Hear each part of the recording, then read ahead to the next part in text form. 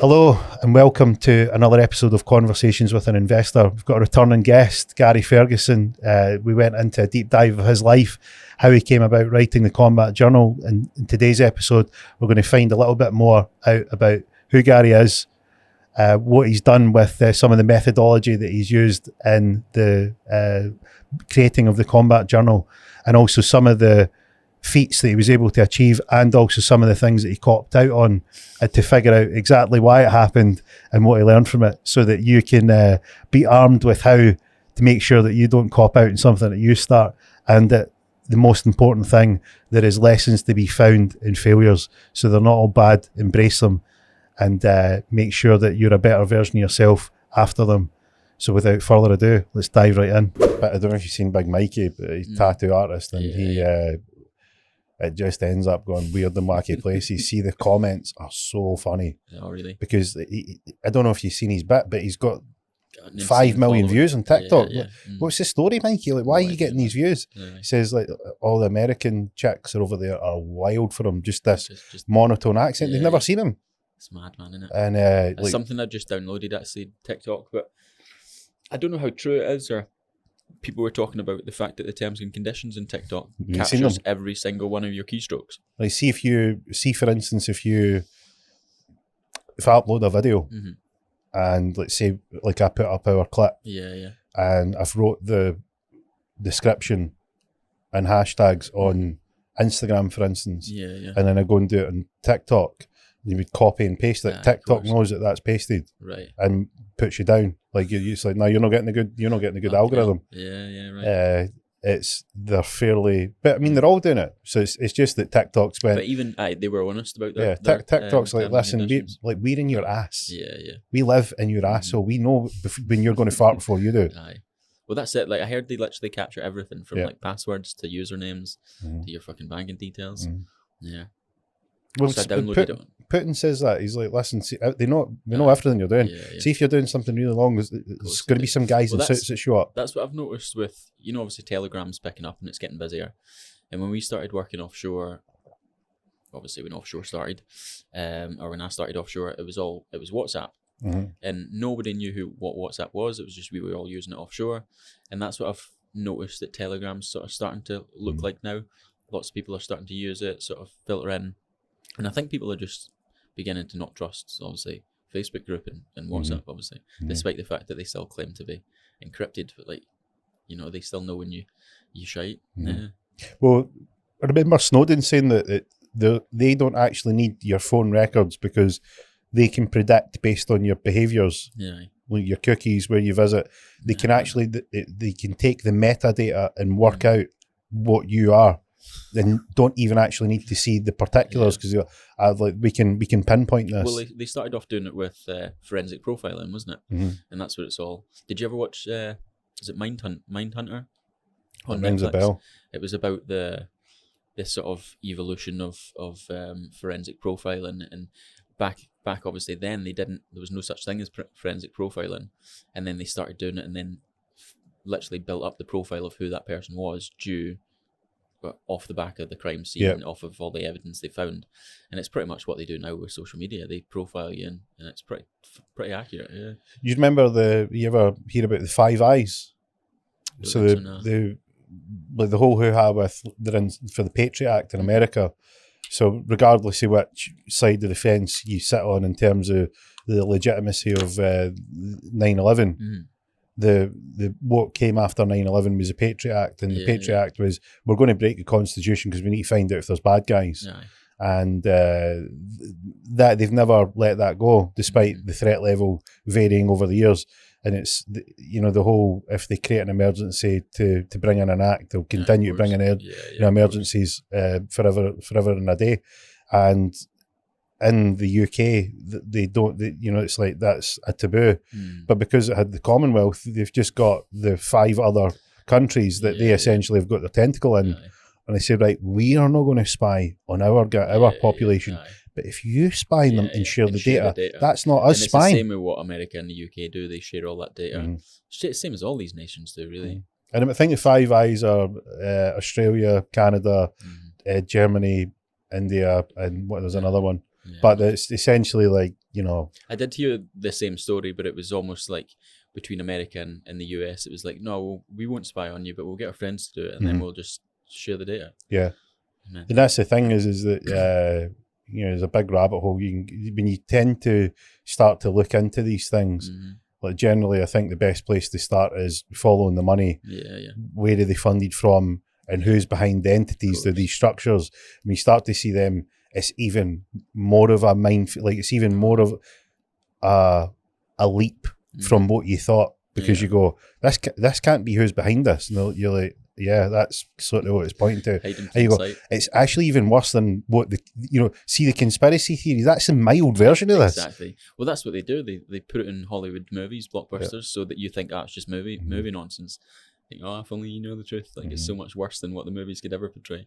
Yeah. It's and that's the thing. Apparently, that's the whole thing. Like, you know, when they try and square, if you believe in karma and you want to square the karmic energy, the karmic energy is we feel that we're above you, and the reason that we know that we're above you is that we notified you, so we put it in all this stuff. And if you didn't notice, that's because you're dumb. And we let you know, so it's all good. Leads back to TikTok. It's always in terms and conditions. It's always in the small print. And TikTok were just the ones that went, "Hey, look, this is what we're doing." Honest. And you know, Google and Amazon, they're like, "Well, we just not want to." And then obviously the media publicised it because it's China, and they're like, so filling nobody. China look bad. They're filling no one.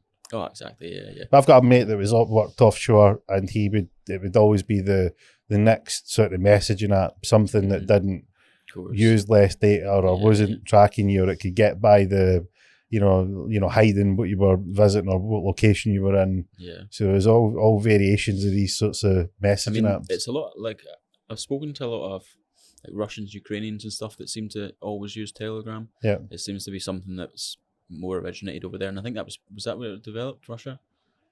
I don't know. I remember when they were, there was some guys that are over in the UAE, and they were behind some of the initial funding. Yeah, and they were very, very cagey on who was. Well, in the UAE, you can't take WhatsApp calls or video calls. Video calls, you can't take video calls.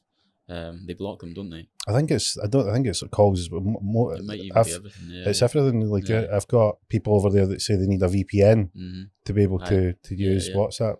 Yeah, it's mental. My mate's over there. He's a captain for Emirates. It's just a nightmare to get hold of because he needs to change his VPN to then get a video call, then speak to you. Yeah. Oh, and there must be more to it. I remember. Do you remember Bezos got rumbled with? And he was having a side bit of gear with the reporter. Had these hot reporter bit that was sort of. She was quite happy because she had the in for all the scoop and was getting sort of romanced and looked after on the side. Yeah. And it was apparently the whole bit was MSB Mohammed bin Laden, the guy that's in the royal family in the Saudi. And he took the huff because Bezos wasn't sort of coming along to an event, and basically Amazon were like, nah, well, you know, there's tensions at these levels. And I think it was along the lines of, you remember the reporter that got butchered in Turkey? What was her name? It was a guy. And the wife was waiting outside. Remember, it was like when Trump was still in as the president, and it was like the worst wet work job. You know, it was like, boys, see if you're going to do that kind of thing. He's have left a shocker here like this. You know, the CCTV's still there, and he was just like, look, it's difficult to hide this now. You know, and it was sort of that nod where, look, everybody sort of gets an idea that this might go on, but you've really, really not done a great job. And they had the hit team had came in, and the airport, they've checked in, it's all their own passports. And so it was sent from Saudi, because that was who it was. And the reporter that was killed, he worked for Washington Post, and Bezos owns the Washington Post. So that was where the tension came from. And right after that, when Bezos is like, you know, I can't be seen to be dealing with you if that's the way you want to deal with people. That's not cool. And you've sort of took out one of your guys where they used the what's it called again? Begins with a P. Pegasus Oh, software to yeah. hack the phone Mhm. and got all the information about Bezos and all his stuff. So, and his fancy piece that was on the side. So they then dumped that out as a sort of, hey, bit of retribution. You don't mess with us Yeah. type thing. It's mental. Isn't it? If you only knew what happened behind closed doors. And you've got wee mad Davy right in Glasgow, like holed up in his flat, who's certain the authorities are looking at him. Aye, yeah, You know, certain the NSA is tracking him. He's dismantling his smoke detector. He's got a wee bit of tape over his camera and his laptop. You know, he's sort of like he's waiting to catch up with the technological advances and the sort of eavesdropping and spyware. I actually went on my Wi-Fi on my phone. You know, when you select it in settings, and it actually said that something like, "Please be aware you may be monitored." On like when it's, you know how sometimes it says unsecure network, right? Instead of that, it said, "Please be aware you might be monitored." Have you seen that before? Never seen it before. And then it was only there, and it was my own Wi-Fi in my house, and it stayed for a day or two, I think, and then just disappeared. Yeah. What have you been up to? And then when you clicked in the little eye, it said something like, "Your microphone and camera may be turned on by the authorities," or something like that. Yeah. I said, what in your house? In my house. Yeah. My own Wi-Fi. Mm-hmm. Wait till wee Davey hears about this. He knew. He knew. If only I covered that camera. He told you. He warned you. He did warn me.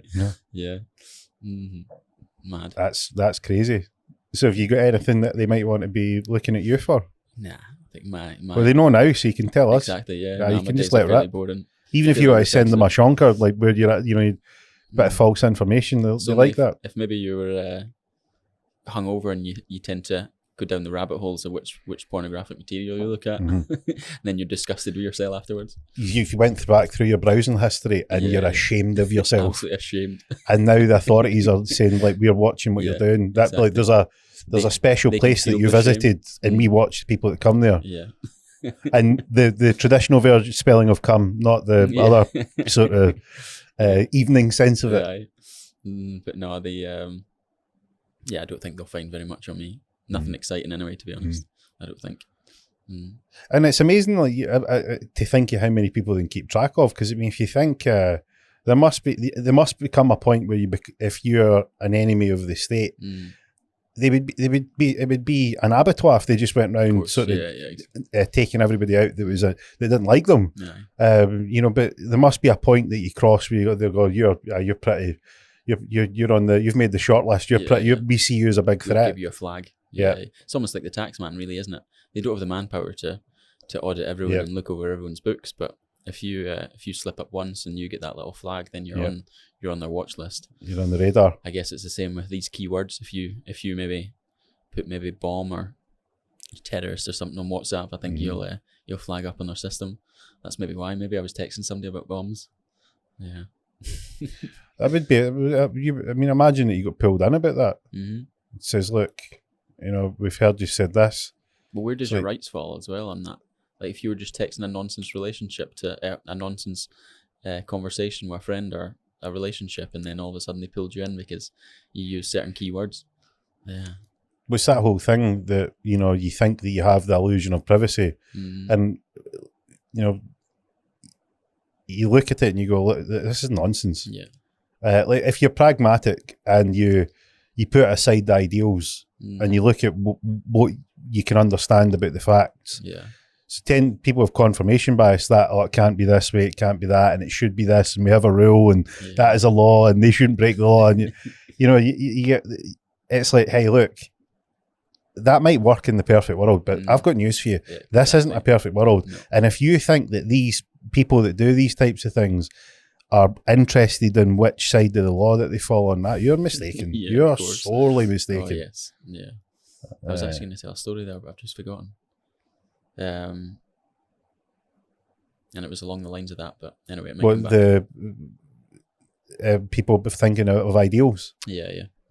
They get caught up in it big time. They do. Really big time. And I see it a lot. You know, I tend to be more leaning to, I know what I would like it to be, but what's the information telling me? And it's almost like the Big Brother experiment, right? Like, you know, when Channel 4 brought out Big Brother, and And a lot of people were saying, oh, how's it going to work with cameras on people? Is it going to be staged and everything else? And it's amazing how people just get used to the fact that there's cameras there. And it's almost the same as what it's like for me at work in a much smaller scale. You know, we're not in a house where there's cameras behind the walls. We're in a steel tube where, you know, you can see the cameras very clearly, but it's you forget about it so quickly that you're actually watched, listened to 24/7, showered, sleeping. There are always eyes on you, but you know, you just get on with life as is.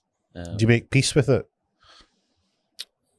Yeah, I think so. I think obviously when you go into it in the beginning, when you start that job and you realize that you're in that environment where you are watched continuously,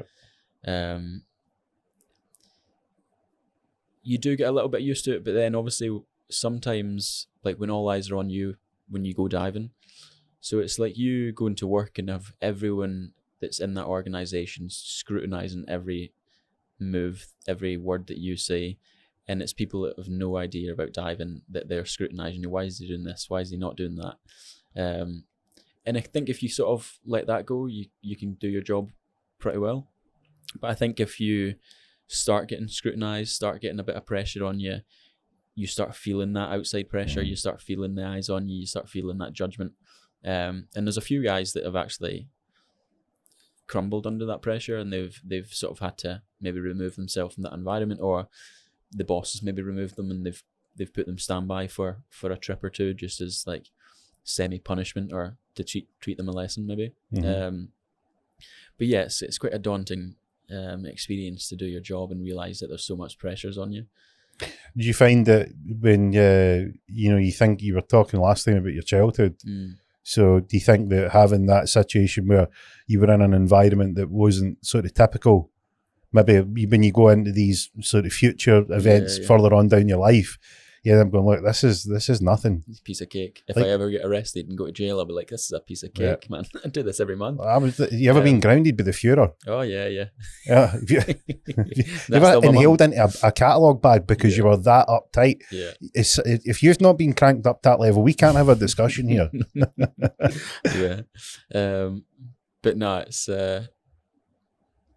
sort of, I don't think many people could do it anyway. I think even a lot of people say to me with the voice as well, because we breathe with a helium voice. Right. A lot of people say, "Oh, is that not hilarious? You know, do you not struggle to do your job because you're speaking with a helium voice?" But I mean,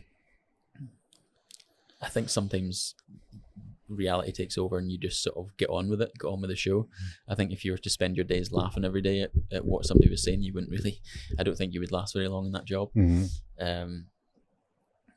And the novelty wears off. I mean, it does. And anything. Novelty wears off in anything.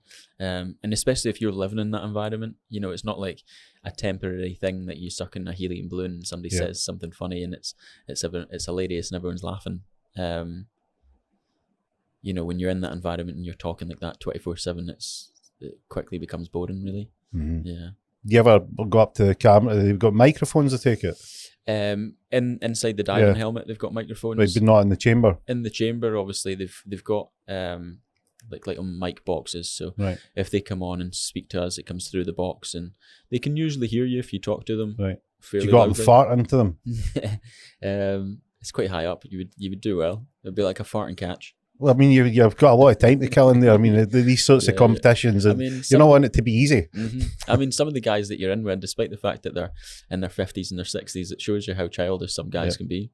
Well, it's the zoo. Like, if you lock somebody up in a cage and you see these animals playing out, it's like that's what happens. You see, when you've been taken out and you're pent up, you're going to end up like you will find a release, and that release will be in some of the you're looking for the childlike, impish, release. So you don't expect it to be adult and logical and well rounded. It's probably going to be childish. And to be fair, I think that's why divers get a bit of bad rep on board, and like I said, it leads back to the fact that we're always watched, we're always scrutinized. So if you have a little bit of a fun, or a little bit of your childish nature comes out, oh, these divers, they get paid so much money and they're just idiots and childish boys. But I mean, we don't watch you go off. Like they watch us when we're on shift. They watch us when we're off shift. everyone else on board the ship, when they clock off and they go to their cabin, that's their own privacy. We can just draw a curtain in our bunk, and that's the only privacy we get. And a lot of people don't realize that, and when they're scrutinizing you and judging you, they don't realize that we've got that pressure on us all the time, every day, all day, whether we're diving or whether we're not diving, you know, whether you're just sitting. I don't know, it's quite a judgmental industry where you could just be sitting looking at your phone or reading a book, and somebody will be like, somebody on the other side of the camera, look at that idiot there, look at him, watch him.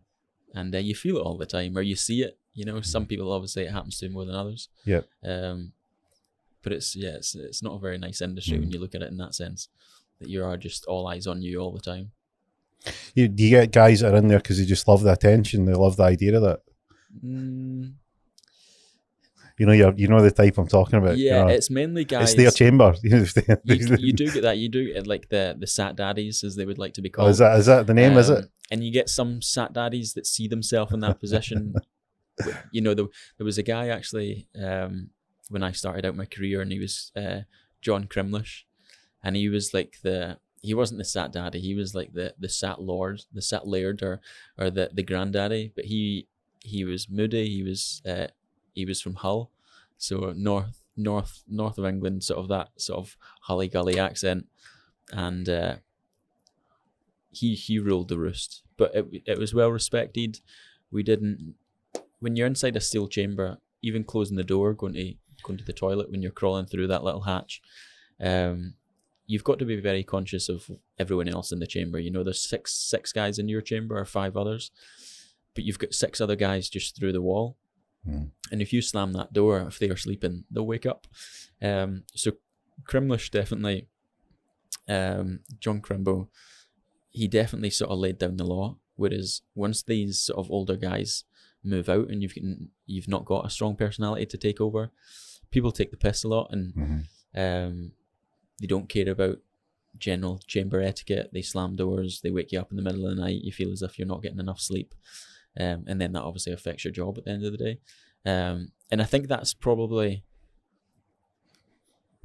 what's going to wear me out quicker than anything else, is other people in the chamber. I think I still love the diving, I still love the job, but it's life in the chamber that drags you down after a while, that you think to yourself, you know, when you're lying in your bunk, when you do have that little bit of privacy and you pull your curtain, you think to yourself, how long do I really want to be doing this for? Yeah. How long do I want to be dealing with these idiots? You know, people tend to have a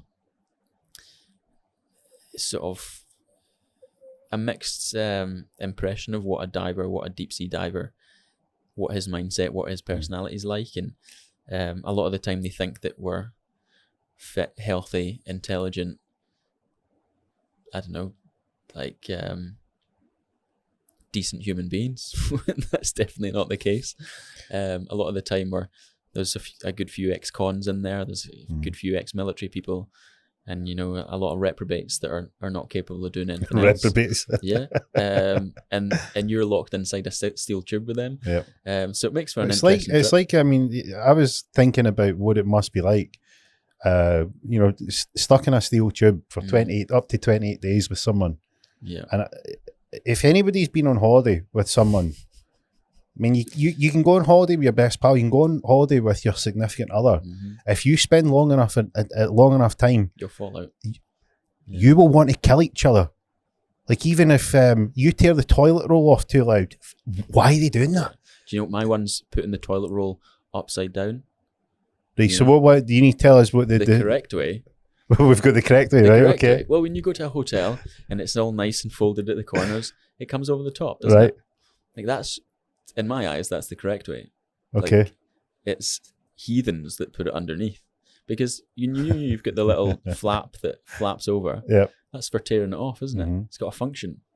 If it's a flipped upside down, you're removing that function. Is this the amount of thought that you can go into when you're in a steel chamber, a tomb? Well, to be honest, we don't have those little toilet roll holders in the chamber.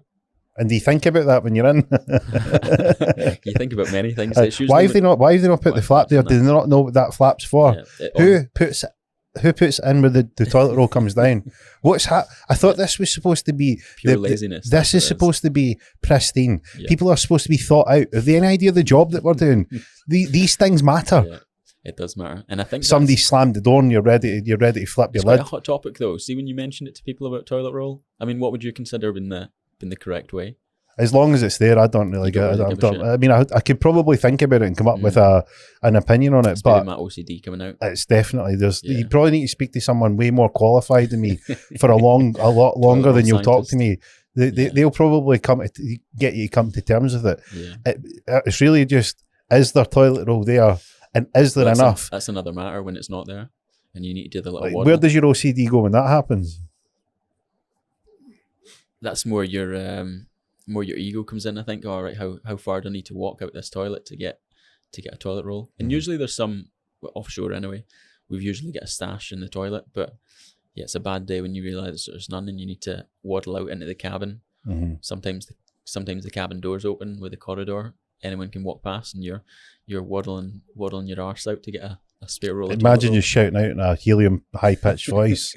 Well, that's different when you're inside the chamber. If you've got no toilet roll in there, it's a long journey to get toilet roll because Right. it has to come from the outside of the chamber, get pressurized in through a hatch, and then somebody else from the other chamber has to chuck it down the trunking for you. But usually we've got a good few rolls of toilet roll in I there. take it this has been a well I've never been caught a out. well practiced situation where they Yeah. say, look, we want to avoid this, gents.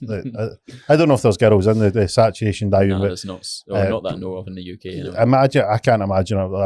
Women have got a lot of patience. I can't imagine how they would deal with the tension in there, or ex-cons, and just I think it's more the fact that how would everyone else deal with a female, like female energy in an environment, and an enclosed space environment as well. Because you take, regardless of how they look, regardless of how the guys are as well, I think you put different sexes in an environment, whether it's an office or workplace, people act different regardless. I don't know if it's the hormones or, like you say, the just the fact that you feel a female presence, but everyone acts a little bit different, and you're a liar if you say that you don't.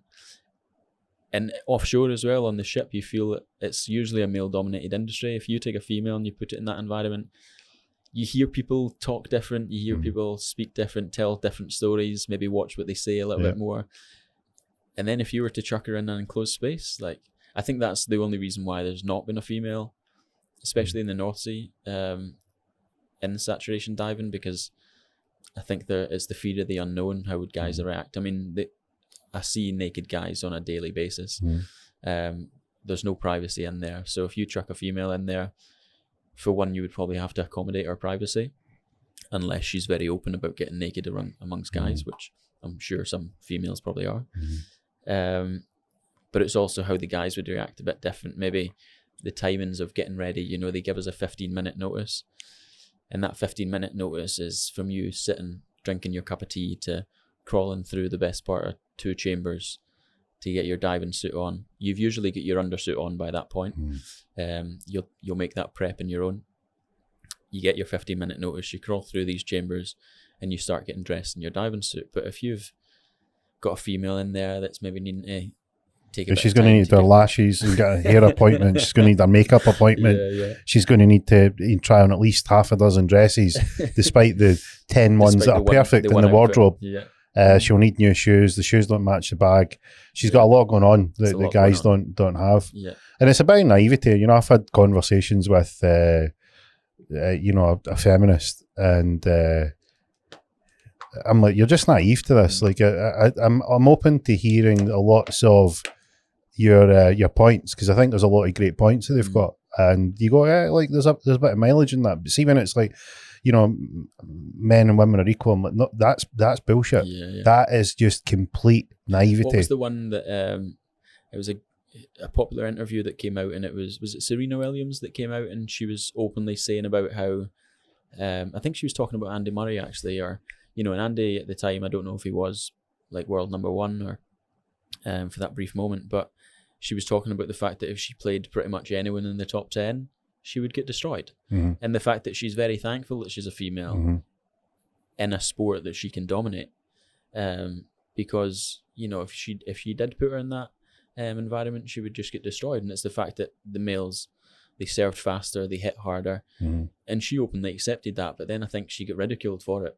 I don't from think the that's feminist right. community. I don't think that's right. It's like, look, if we can measure this. Like we actually have these things where we can measure them, and people get caught up in this. Whatever the current narrative is. I was away in a training camp, cycling, and we went out for an evening and went to get a meal. And the lady that was sitting next to me, she was a vegan, and I've trained my entire adult life. I've always ate meat. Yeah. I enjoy eating meat. I've got no issues with eating meat. Was that where there was a pause after vegan? Yeah, she was a vegan. She was a vegan, but one of these, like, you get people that, hey, look, that's your choice, and like, good for you. If it works for you, then great. Yeah. No problem. Like, cool. I really don't have any issue with, like, I'm not going to sort of shove my dietary sort of preferences down your throat, but it seems to be the other way. Like, it's, I like to, especially when these things come around. Not all these diets, like Atkins and all that. I've never been one that has to worry about my weight, luckily. But my sister and her fiance were vegan for a very long time. I mean, I say were because my sister started eating shellfish again. I think Jamie, her fiance, is still vegan, maybe. But for a long time, even buying Christmas presents, birthday presents, if you wanted to buy them a pair of shoes, it had to be vegan leather. It just makes everything a pain in the arse. Yeah. And but she didn't force it on me, or she didn't say, she would say maybe the health benefits of it. So I was like, okay, like I can't judge it unless I give it a try, like most things. And when I went I converted out a van, a little Volkswagen Transporter, and I drove around Europe for the best part of 3 weeks. And I decided, okay, well, when I go on this van trip, I'll give this vegan malarkey a little go and see how my body feels in it, because I can't judge it unless I see how my body feels. And I can honestly say I've got a pretty healthy diet anyway, but I can't say I felt totally different. I mean, I done yoga every day on that van trip and ate a lot of greens. But when you were in Belgium, it was good, because in Holland it was great. You've got like umpteen choices, and then we went into northern France, and they're just like no, no options available. And there was a website I actually used called happycow.com. I don't know if you've ever heard of it. No. My sister put me onto it, and it's pretty good for showing you your location, where your veggie restaurants, vegan restaurants, veggie supermarkets are. And it was kind of nice. You can eat tasty food and everything else, but if you go into somewhere that doesn't accommodate, I couldn't be veggie or I couldn't be vegan offshore, because you would starve, for one. Yeah. When the stocks are good and when stores have just came on, you've got a decent salad bar on my ship. So you at the start of your trip, the start of that sort of replenishment, you could probably eat vegan or veggie, but then as the stores slowly run out, your choices dwindle. Yep. You starve or you eat meat, and that's pretty much the case. Yeah. Well, I mean, these are the things, like, when I've ordered whatever the curry was, I don't mind what's I'll take a chicken, a lamb, and the lassie that was a vegan, she was nice. Like, I'm not beating up on her at all. She was nice enough, but it was when she started talking pish, and I was like, I have a very, very low tolerance to pish, and it's even lower, Gary, when I'm hungry. So it wasn't an ideal set of circumstances here. I'm hungry. I've been training in heat. I'm ready right here, right now for food, and I don't need your fucking input pitch on the benefits and why the world is a better place. I was like, nah, and I could feel, when you can feel it loading up, and I'm like, the only thing I would say is that so I was always that when I would go shopping, I would normally, you plan your meals around meat, whether you're having chicken, whether you're having beef, mince, whatever, and that's how I would plan my weekly menu. Then my best friend moved in with me, and he was a veggie initially, and if you left him to cook his own meals, it would consist of beans on toast or scrambled egg. That was pretty much the extent. So I naturally just would cook every night for him, and because he was veggie, I just decided that I would mainly cook veggie meals, and then if I ate out, I would then treat myself to some meat. And You're really nice. Yeah. Well, he went vegan. He phoned me up. Well, he didn't phone me. He texted me while I was It's offshore. a good thing. I know. Our pal's making all my meals. Yeah, he had. I don't know whether I was the wife or the husband, but he had a pretty good deal. And I think while I was offshore at one point, he messaged me. What was the Game Changers? You know, the vegan training documentary? Yep. Everyone jumped on that bandwagon when that came out. But that documentary movie, docu-film came out, and Seamus messaged me and he said, I think I'm gonna give this veganism a little bash. And I went, all right, great. I mean, so who's gonna cook your meals then? He went, well, I was kind of hoping you would do it with me. So I didn't, obviously, but we kind of just settled back into I'll cook veggie stuff, but I'll try and keep it vegan. But it almost changed my mindset in the way that, because I was naturally inclined to cook a veggie meal over meat, when I went out to a restaurant, you looked at the ingredients a little bit thoroughly than you did if you were just eating meat, because usually if you went out thinking, I'm just eating meat, or you naturally just look to eat meat, you look at the first word on that menu or on that recipe, and it's chicken, beef, whatever, and then you kind of forget everything else. But when you're naturally inclined to cook a veggie meal, you start looking at the veggie ingredients and you think, do you know what, actually this veggie choice actually sounds a bit more tasty than the meat option. And then I ended up taking the veggie option. So I think there's nothing wrong with sort of having a diverse sort of appetite. But yeah, I would never restrict myself to just vegan or just veggie. I mean, if I've tried the vegetarian curry, I don't know what it was, katsu or something, something like, I can't remember exactly what it was, and I thought it's quite good. Like, I can't remember what it was, but I remember thinking this is all right. And people are conscientious of trying to find the nutrients from elsewhere. So generally, you're getting a well put together proposition.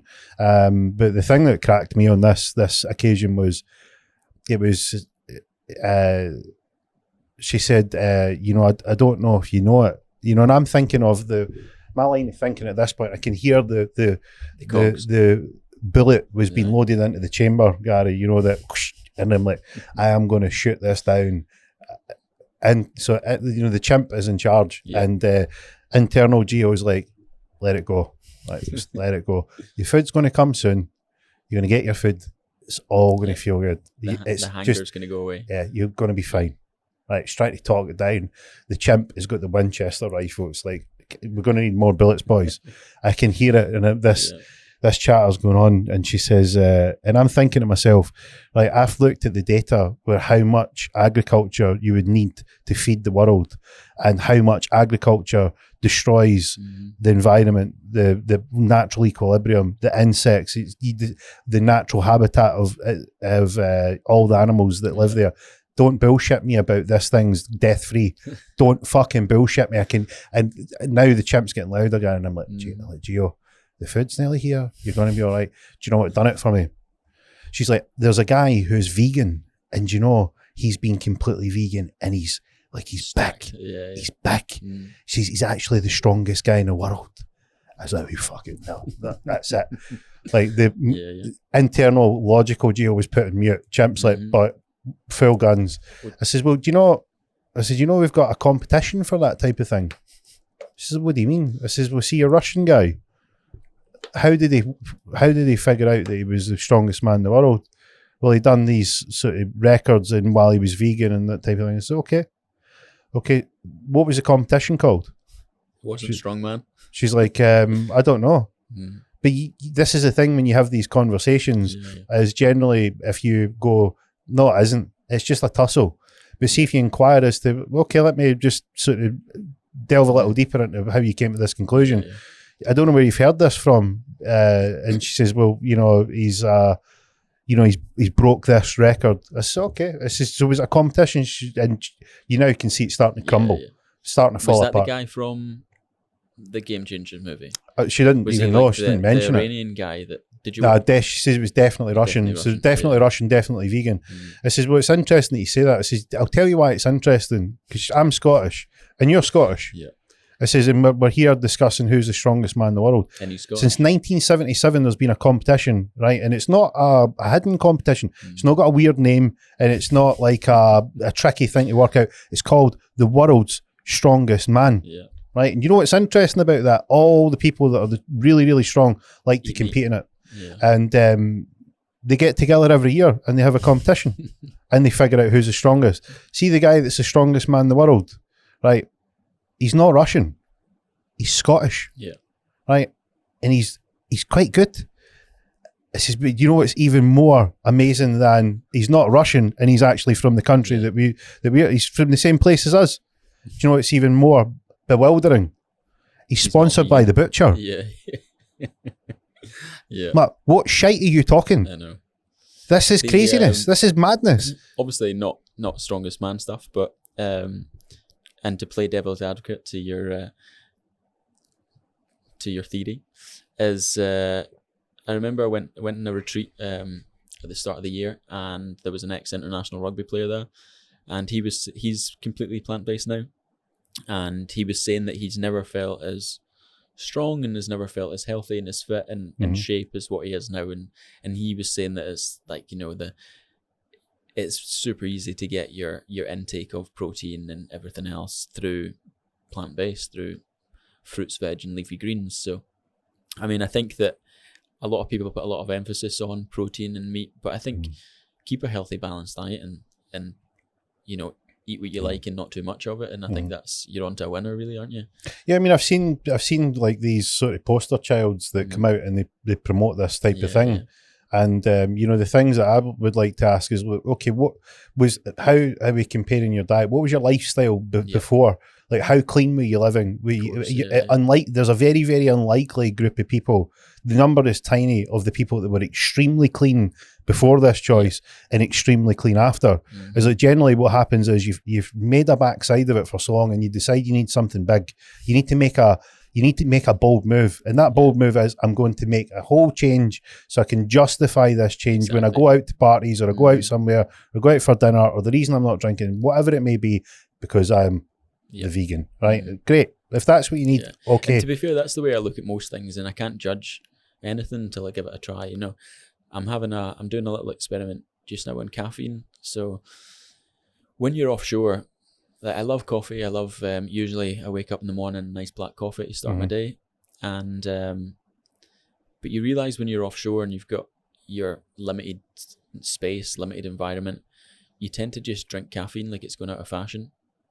And especially if you're bored, you'll just, anyone want a cup of tea or coffee, and you just drink caffeine all day. So you've probably got a flow of caffeine around your body for the moment you get on board that ship till probably the moment you leave. And even get guys that wake up in the middle of the night and come through and have a tea or coffee. So I decided to, you know, it's that way where you finish your trip and your teeth, you almost feel as if you have to shave your teeth, they're that furry. So I decided to sort of limit my caffeine intake when I went offshore. So I decided to go a full month caffeine free. So I brought decaf coffee, bought some decaf tea bags so that I didn't cave under peer pressure. And, you know, in my body, I didn't feel any different. Even when I had a cup of coffee after that month of hiatus, I didn't really feel a buzz. You know, I didn't feel as if it made me more alert. I didn't feel. So then I thought, well, what am I getting out of this? I just love the taste of coffee. So I think maybe for me, I don't think that I'm getting anything from caffeine. So I think that at home I can maybe transfer over to caffeine. But then if I go out to a coffee shop, a cafe, I can then treat myself like a coffee. These are the things, Gary. It's like, see if you get like your ex-rugby guy and maybe he's got a genetic component where he's just like, that's the thing for him. And you get people, it's just like a easy way to explain it is, you know how you get someone who just puts on weight regardless of what they do. They've starved themselves. They've not figured out the particular of their machinery. Despite it being simple mathematics, you burn more calories than you put in.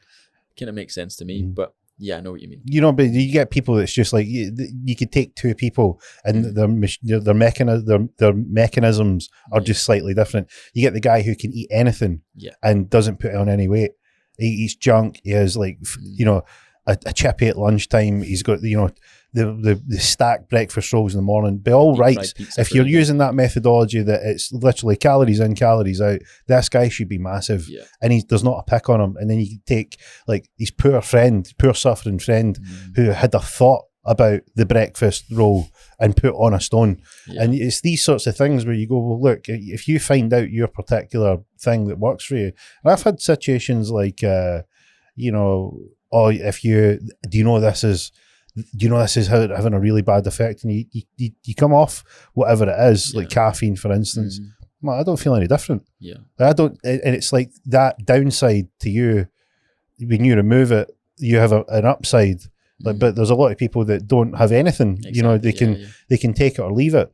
And it's just about figuring out, like figuring out what you are, what works for you. And I think you need to be prepared to do the things that you said, exactly. Like, hey, I'll give it a shot. I think that's a good way to be. But it's also like, it's that middle ground where you're like, hey, look, I'm prepared to give it a shot, but I'm not going to buy into the whole like story and just assume that's what I'm going to get from it. I'm going to measure it. I'm going to be healthier. Yeah. And again, you could look at intermittent fasting, which is sort of, everyone loves a bit of intermittent fasting these days, whether it's a 16-8 and diet you're on. But when you speak to people about intermittent fasting and how they do it, or if they maybe do a 24-hour fast, 72-hour fast, whatever you want to do, and you ask them, is it a dry fast, is it a wet fast? And they're like, I don't know, I just fast. What's the difference? It's kind of as it sounds, a dry fast is nothing by mouth, like food-wise. A wet fast is water. So you could do a complete dry fast that's got nothing whatsoever, no water, no nothing. And then you can do a wet fast, which should just be water.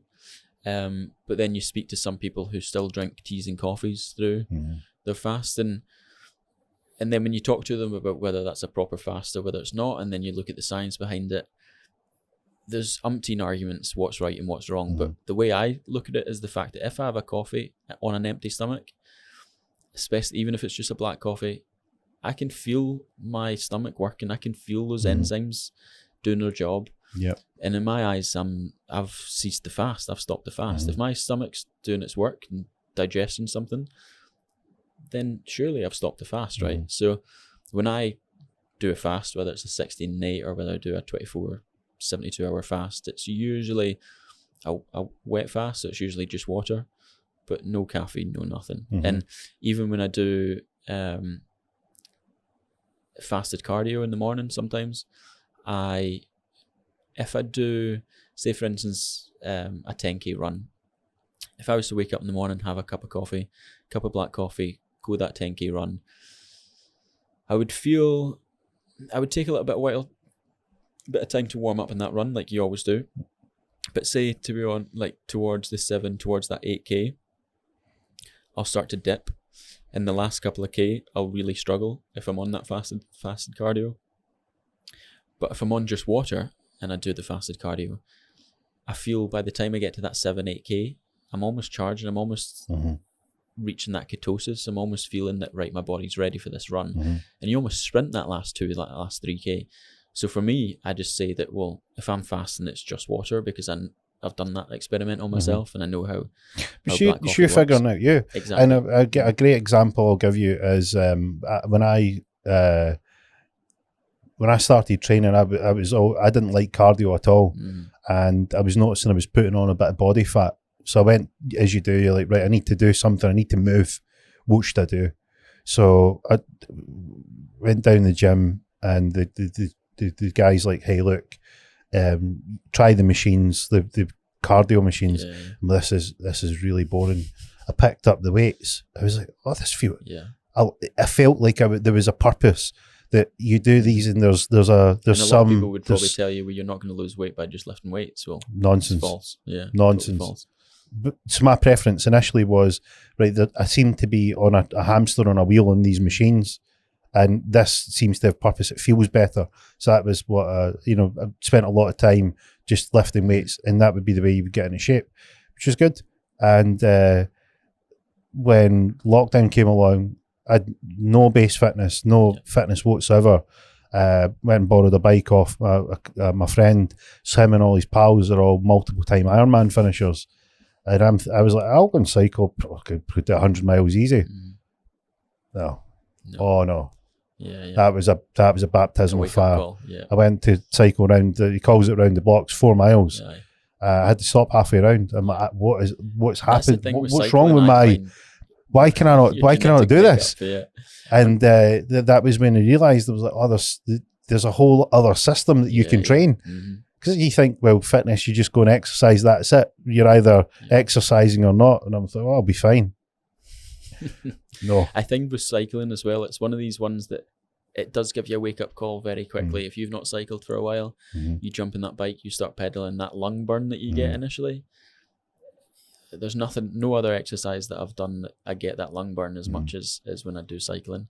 And then again, when you look at leading it back to resilience and looking at pushing through those boundaries, Tour de France cyclists must be some of the most resilient athletes that's out there. I mean, if you ever watch the Tour and you see how much that they're struggling by the end of the Tour, like, take your hat off to those guys. They're absolute animals. Do you know the measure? You know how you can measure how tough they are? Because it's difficult. Like, see if you've not done something resembling close to what they're doing. Like, if you've been out on a bike, so you go out and you go up a long climb or a difficult climb or a long ride at a high pace, you can go, I get how difficult this is, because you've got something to measure it. But you go, like, I'm in the ballpark of I'm doing the same activity. I'm not at the same level, but if I push myself, then I can sort of get a feel for what it's like. And you tend to be able to go, see, because what happens is you start and it's physical, and then, you know, it's how you interact with that physicality. Are you fit enough? Have you taken on the right nutrition? You know, are you fueling yourself properly? Have you got the base fitness and so on? But at some point that switches where it's a mental game. It's all psychological. Exactly. The body is capable of doing it. And you've got the first steps right. You've put the training in, you've put the fuel in, you've hydrated the body. Now it's psychological. And you know, when you get a measure of that psychology, because what's happening is these guys is they get to the point where they're on the limit of what's physically possible, and they're at they're on the rev limit, and they're continuing to be at the rev limiter. But they see when they have a crash, and you see how quickly they just jump back on the bike.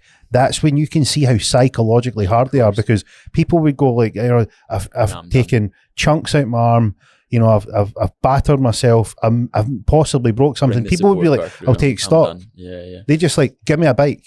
Is that what, if I just exploded the 20 grand's worth of carbon, give me another one. And they jump on, they've got it all torn off them, and you go, what's going on in your, like, what psychologically, where are you at? I need to get back to that pack. And that's why I think I fell in love with endurance sports. And you mentioned Ironman in 2019. Well, it was actually, I think my Ironman journey began in 2015.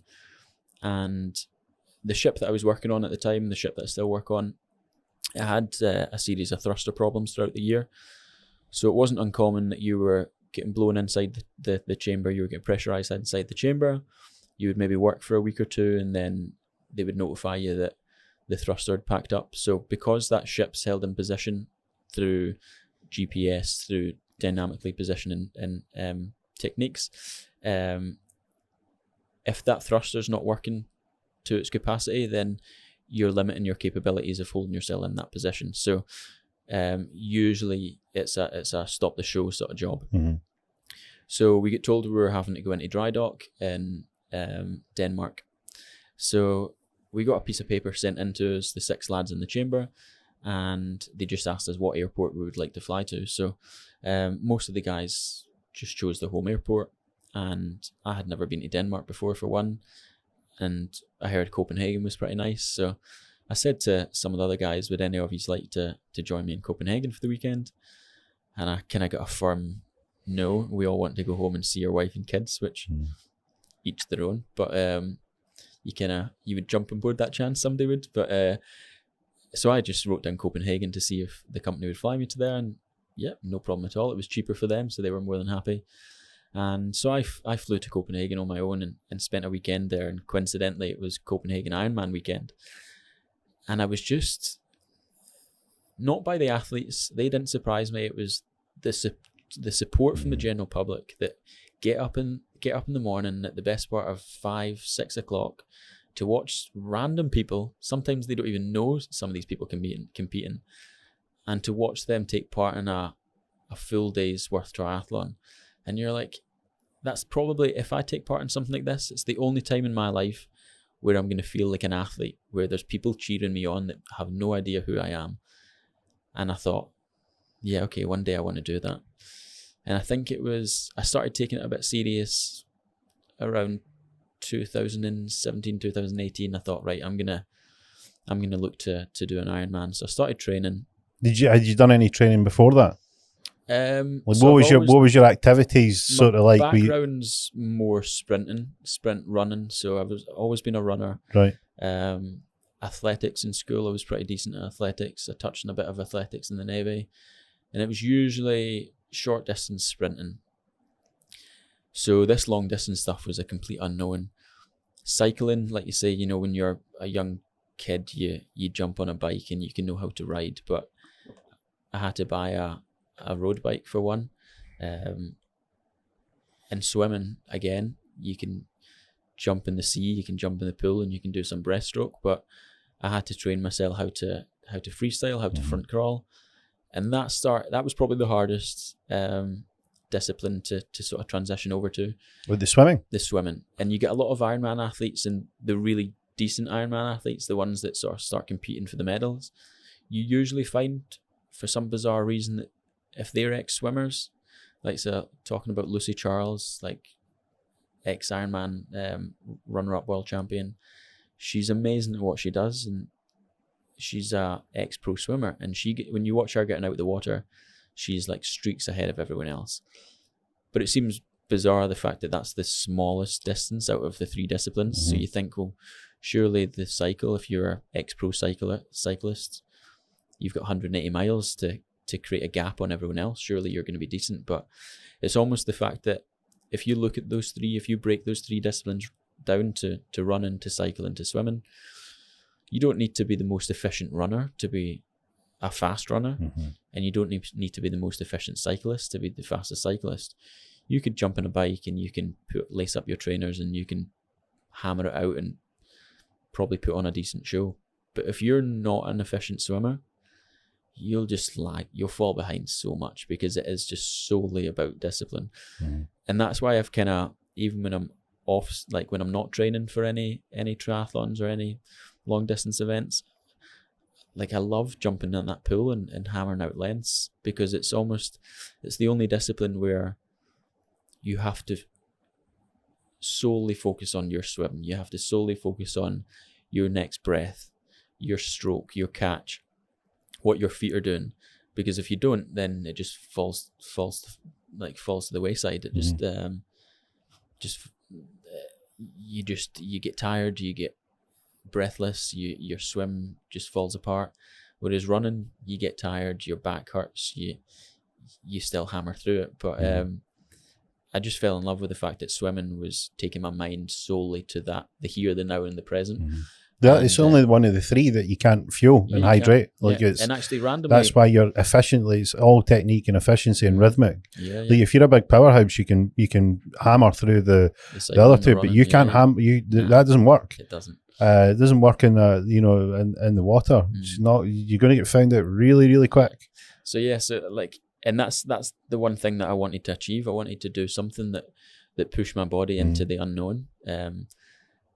And that's the thing about something like an endurance event, like whether it's an ultra marathon that you're doing, whether it's an Ironman, the resilience is almost in the training. The fact that you're pushing yourself to get up at 5 a.m. I mean, I count myself pretty lucky. The fact that working offshore was almost a hindrance at some points, but it was almost a blessing in the other. The fact that when I'm off, before obviously I was focusing a lot of my attention on Combat Journal, but when I was off, I solely focused my attention on training. That was almost, I was in a way a little bit of an athlete, because my day consisted of what You my can say training it. You was. can just say, look, I was an athlete. You don't need to play it down. Once upon a time.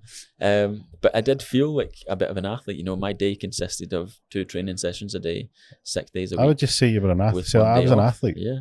Just And embrace it. so by the Feels time- good. It does. But by the time it came to the race, you were like, the race has been and gone. The race is in the training. Yeah.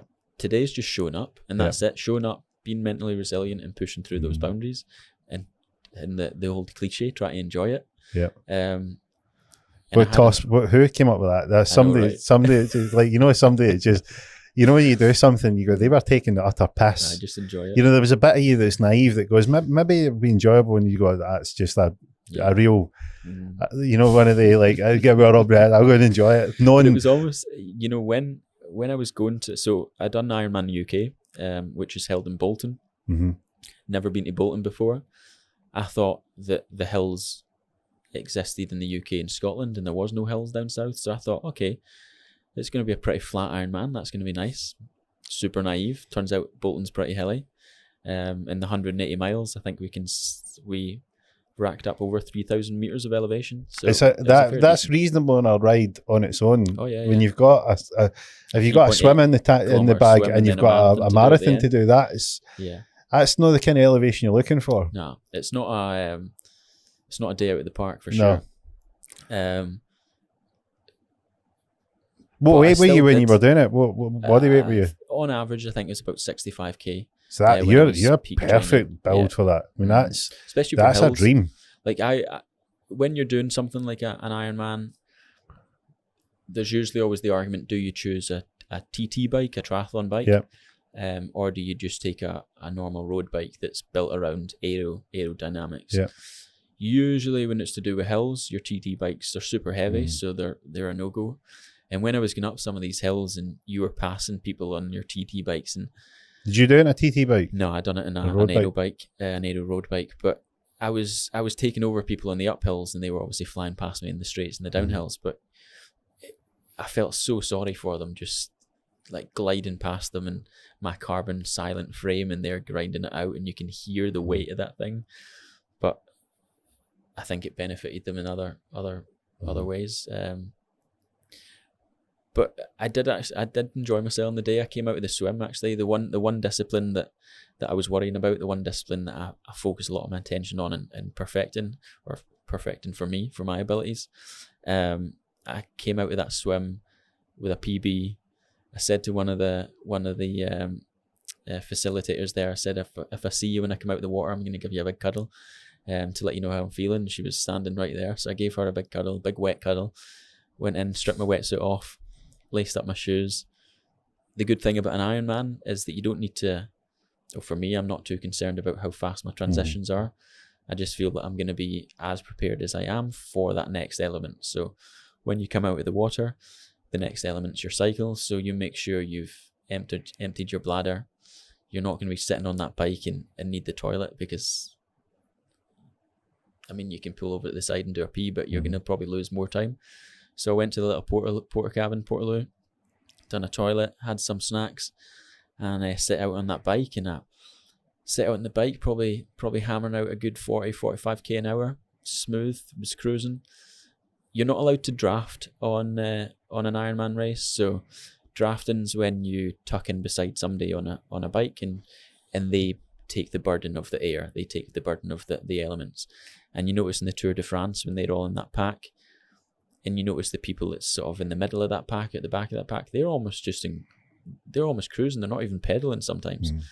So that's why you can't do it in the Ironman. It seems to be it's your own effort. So if you're tucked behind somebody, you can technically just cruise along, save your energy, and focus it on when the hills come along. And there's little motorbikes that spin around and give people any trouble for maybe drafting or being in that drafting zone. So I had a guy to my side, and he was asking how I feel, and both of us were saying, you know what, I feel pretty damn good. I've got out of the water. I've smashed a PB out in the day. This is a good day. The sun's shining. What can go wrong? And then the hills started, and they just did not end. And it was 2 loops of this circuit, and I would say for the majority of that 90k loop, it was solely hills, and the downhills were short and sharp, so you couldn't make up the lost time on the uphills. You just had to take it what it is. It was just an uphill struggle the whole way, and you were passing people crying because they knew that they had to do a second loop again. I passed people on a TT bike, and you're asking them, "Are you ready for this next loop?" And most of the answers was absolutely not. There was people that get hit by cars. There was people that just went off the road because some of the short, sharp downhill sections had a hairpin corner at the bottom. Some people didn't prepare for it, and some people just went straight off the edge. And then to make matters worse, that once you've done those 2 loops, you need to jump off that bike, change your trainers or change your shoes, and then set out on a marathon. And luckily the marathon was pretty flat. But when I got off the bike, I got off a little bit too vigorously. And you have to, there's certain rules in the Ironman, like you have to mount your bike at a certain line. You have to dismount your bike at a certain line. So you need to get off your bike. You can't just cycle right to where you would put your bike on. The reason for it is that, say for instance, you've got all these people that are at varying stages of mental awareness, and some people are on complete autopilot. So if you just let them freely cycle into this area, it'd be carnage. Exactly. So you might have somebody that's on the limit, or they've maybe cooked themselves. And they're coming in. I mean, you can get up to high speed on these bikes. Oh, yeah. So you can imagine somebody, a bit dizzy. Clip-on pedals as well. It's another struggle for some people. I never had a problem with clip-on pedals, but I remember like John when he said to me, he's like, Gio, he's like, go and practice, get up beside a chair. This is in practice the clip-ons. I never had an issue. Like I thought, what do you do? Yeah. Turn your heel up, right? Okay, Gary, it was like that. I think the only thing that got me was getting a little bit too complacent. I've nailed these clip-ons, and you think you come to a stop. It depends on how your traffic light procedure is. Sometimes I quite like to just stop, don't think about it, take one foot out and sit there. Sometimes if it's got a fence beside the traffic lights, I'll just keep both clips on and I'll slide my hand along the fence and I'll hold it so I'm ready to go. But sometimes if you're caught in that no man's land, I'm taking one clip out and then it changes to green, it's those situations that the panic sets in. Oh shit. Then the anxiety sets in, and then you get a car tooting at you, and then things go Pete Tong. Well, my pal he'd clip in pedals for the first time, and he fell 3 times. And I mean, crackers, like real. There was a spill in the path, which was reasonably okay. There was a spill at the traffic lights, and then there was a spill like in front of a whole crowd of people and the cars. So you can imagine the tension that he was probably feeling, the sweat. And I thought, I don't, when you see something like just is really like natural for you, and you don't sort of get it until you see other people how difficult, and you go, oh, it's quite. I remember thinking, John was right. It must be quite difficult, and I just never had the same experience. Just luckily, it was just, what's the instruction? I do this, and it just makes sense. It just fit in. I was like, right, okay, I get it. There was none of that sort of having to find your feet, or find your rhythm, or the technique and things like that. Procedure, and it wasn't that. It wasn't until I'd seen him having the spills I thought, it must be a thing. But even a TT bike, I climbing on a TT bike, I never had an issue. No, because the only thing with TT is the gearing. Obviously, is completely different. So you're on a TT bike, your natural position is obviously your aero position. Yeah. You've got your arms on your aero bars, and you've got your head tucked in. So your gears are not naturally where, as you know, your road bike is. Your gears are up front on little toggles. And that for some people, when they're approaching roundabouts, when you have to come up off the bars, come up onto the stanchions, and then, oh shit, how do I go down gears? Oh, it's on there. That for some people, I've never actually ridden a TT bike, so I can't actually say, to be honest. I mean, I think the thing with the TT bike is the position's different. So the bull horns are much lower down than where your hoods would be. So you're slammed, and that can be tricky for a lot of people. Another thing is if they're in the aero bars, so if they're in that position and they need to brake, and they're going fast, especially if you're going downhill or around a corner, that really unsettles people. And it's that movement, and they can get the panic. But like even climbing on, maybe because I had a much Like I've got a much higher body weight. Yeah. So I'm used to knowing what it's like when you run out of gears. I'm used to knowing, like, taking 2 kilos off a bike is not going to make a blind bit of difference. I'm sometimes 30, 40 kilos heavier, maybe even 50 kilos in some of the riders that are going uphill. You know, taking 2 kilos is not, that we're not changing anything here. No. Like, you know, if you see them like the Tour de France, they're throwing the water bottle because they want to get light. Wouldn't make Doesn't make any difference. You wouldn't make a difference. You're going to need to come with a still saw to make a difference here. You know, this is a leg. Like take a side. You see them getting into that sort of situation where, you know, it's maybe just not that. You know, when you talk about like in the lengths in the pool, you're getting that rhythmic. You're finding, you're putting in the reps. What you're doing with that reps is you're learning what it's like to be here. You're here. What's it like when you're here? You showed when up. you start, it's difficult, it's unusual. Let's find a rhythm. And you need to do that. You do that by doing it over and over and over again. And that's when you go and you think, hey, I get it now. But you need, that's how you get from, I know to move from here to here, unclip out the pedals. And life's like that. Like, go out, when you go into something new, you generally need to figure things out. And then once you figure things out, you're an autopilot and you glide. And like I say, though, the only thing that trips you up is when you think, oh, I'm too complacent, I'm too good at this. And then you fall over. Life likes to deal you a wee card now and again. It likes to let you know that, hey, look, like it likes the wee slice of humility in there. But it wasn't so much coming to that line on the Ironman. It wasn't the clip-ins, but that tripped me up. It was the fact that I got off with too much enthusiasm, let's say, and I tried to get off mid-run stride, and my knee just decided, nope, pop, and it just blew about 3 times the size of my natural knee, pretty much instantly. So I kind of hobbled into the tent, put my bike in its stand, got my trainers on, and as soon as I started running, I just felt the pain, electric shocks firing up my leg. My sister came to watch me finish it, so she came within the run.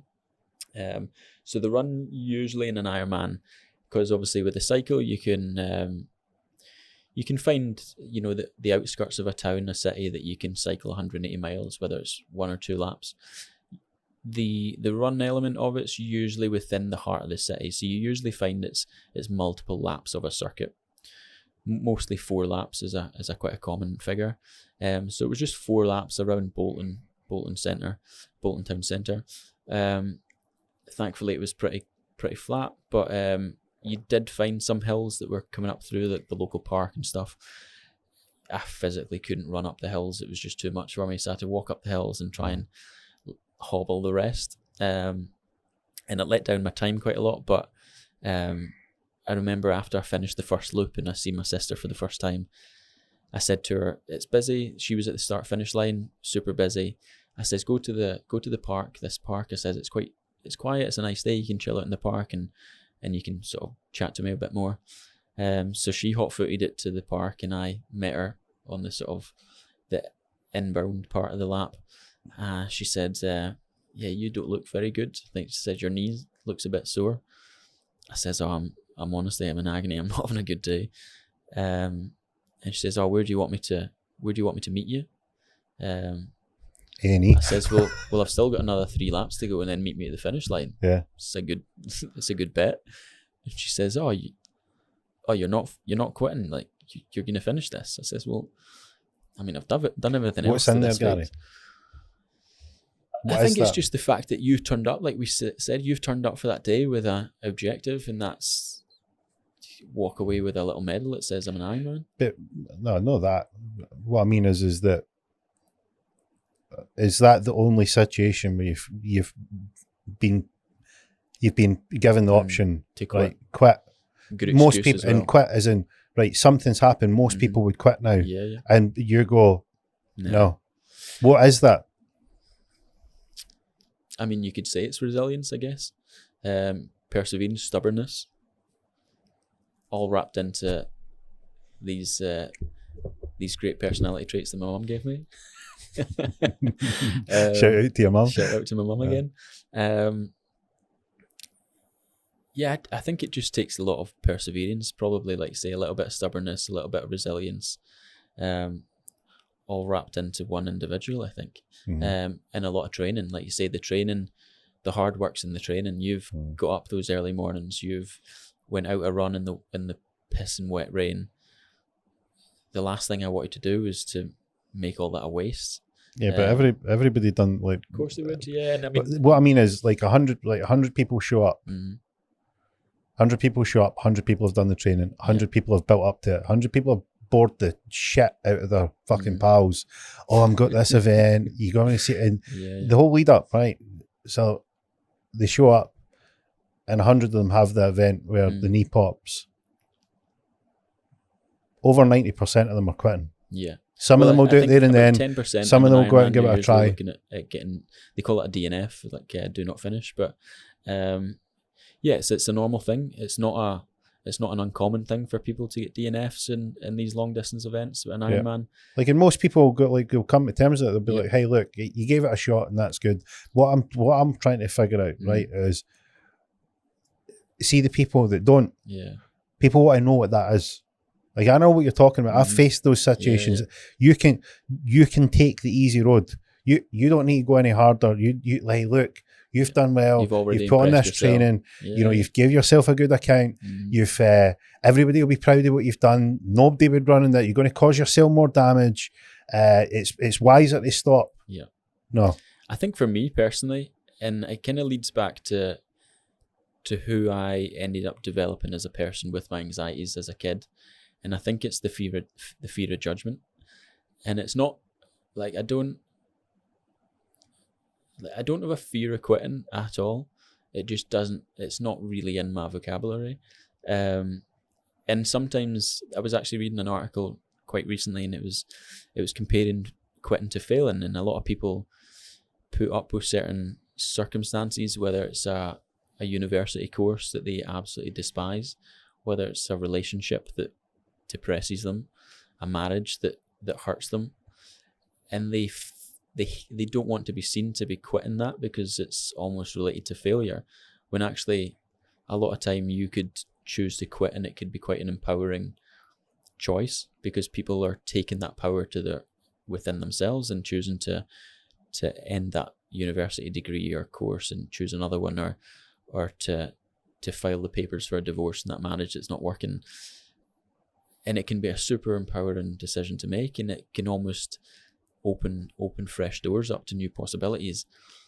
But for me, quitting when I've chosen to do something, I mean, don't get me wrong, if I was in a university course or a job that I didn't enjoy, I don't think I would see quitting as a failure. Like, even when I left the Navy, I seen it as new opportunities.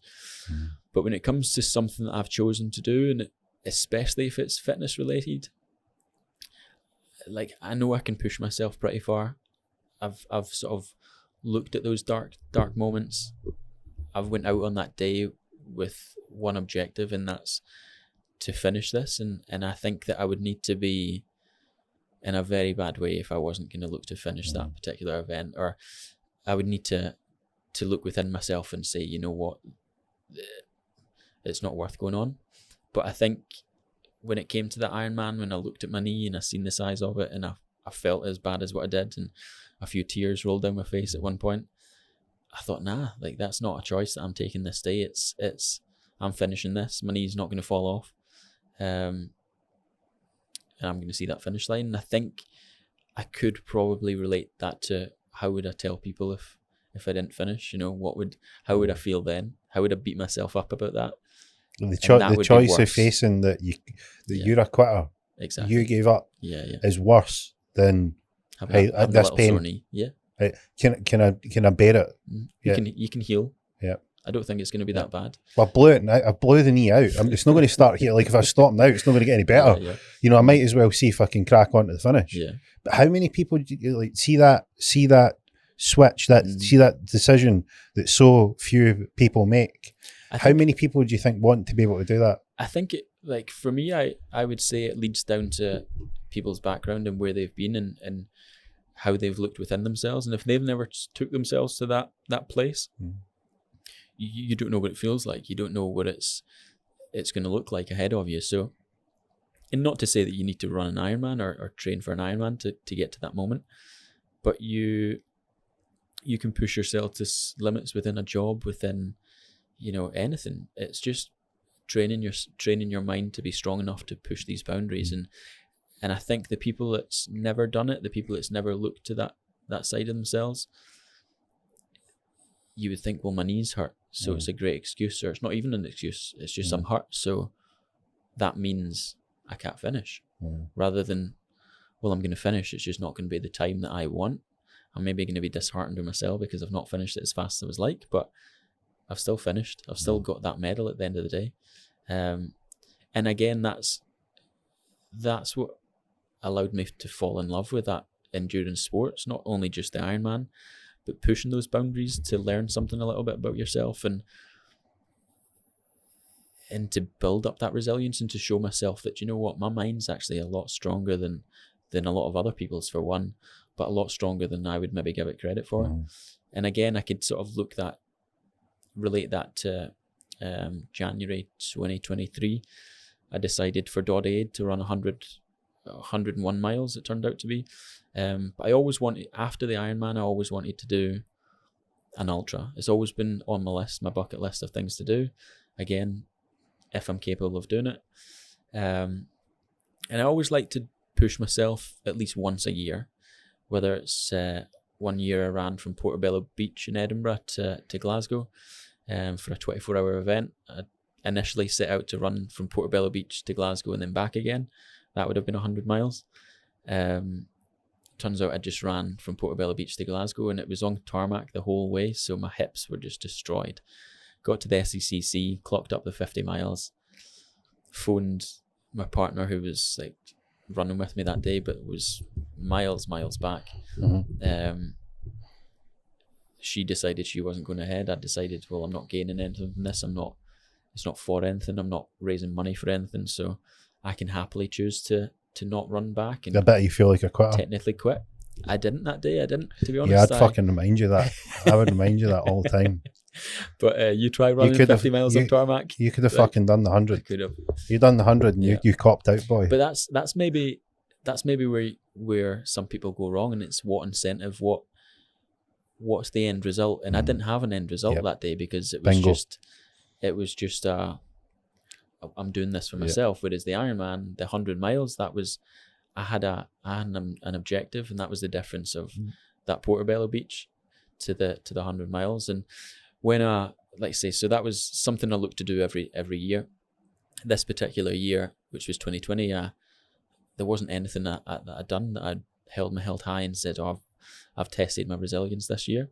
And almost as I was going through that thought process, I went on Instagram and seen Jamie Ritchie for the Glasgow Warriors, or Scotland rugby captain, putting out a post to talk about Doddy Aid, to talk about this 6-week fitness challenge that Doddy Aid will be putting on to raise money for motor neurons disease. And I thought, bingo, here it is. This is my chance.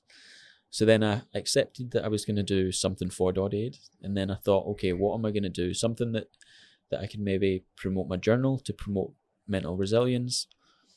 Motor neurons disease is a pretty horrible diagnosis to get told, but not only for the person suffering, but for the family that also have to go through it. It's almost a resilience, that battle for everyone that's involved, every family member. So I thought, well, what better way to exploit that, to take advantage of that, than running an ultra, maybe 100 miles, but asking anyone that's maybe suffering, that's maybe had somebody in their family that's had that diagnosis, to maybe come and run alongside me, as fast or as slow as they like, and to openly talk about mental health, whether it's talk about a diagnosis like motor neurons disease. I thought, perfect, that's a nice thing to do. That's offering some people the opportunity to come and talk, to maybe offload some things, but also show myself that I'm capable of running 100 miles. So I didn't actually choose the 100 miles initially. I sort of thought, right, what can I do? A run's probably stick to my strengths, my strong points. And then I thought, well, the West Island Way has an ultra in, I think, June or May or June or something. I've kind of always in my eyes on that. I know it's not the official one. It's not May. It's January. But it's a decent challenge. I know it's 100 miles because people run it. Or it's 96 miles actually, the West Island Way Ultra. But I thought let's add the rugby element to that, and let's not finish at Mulgai. The 96 miles is not enough.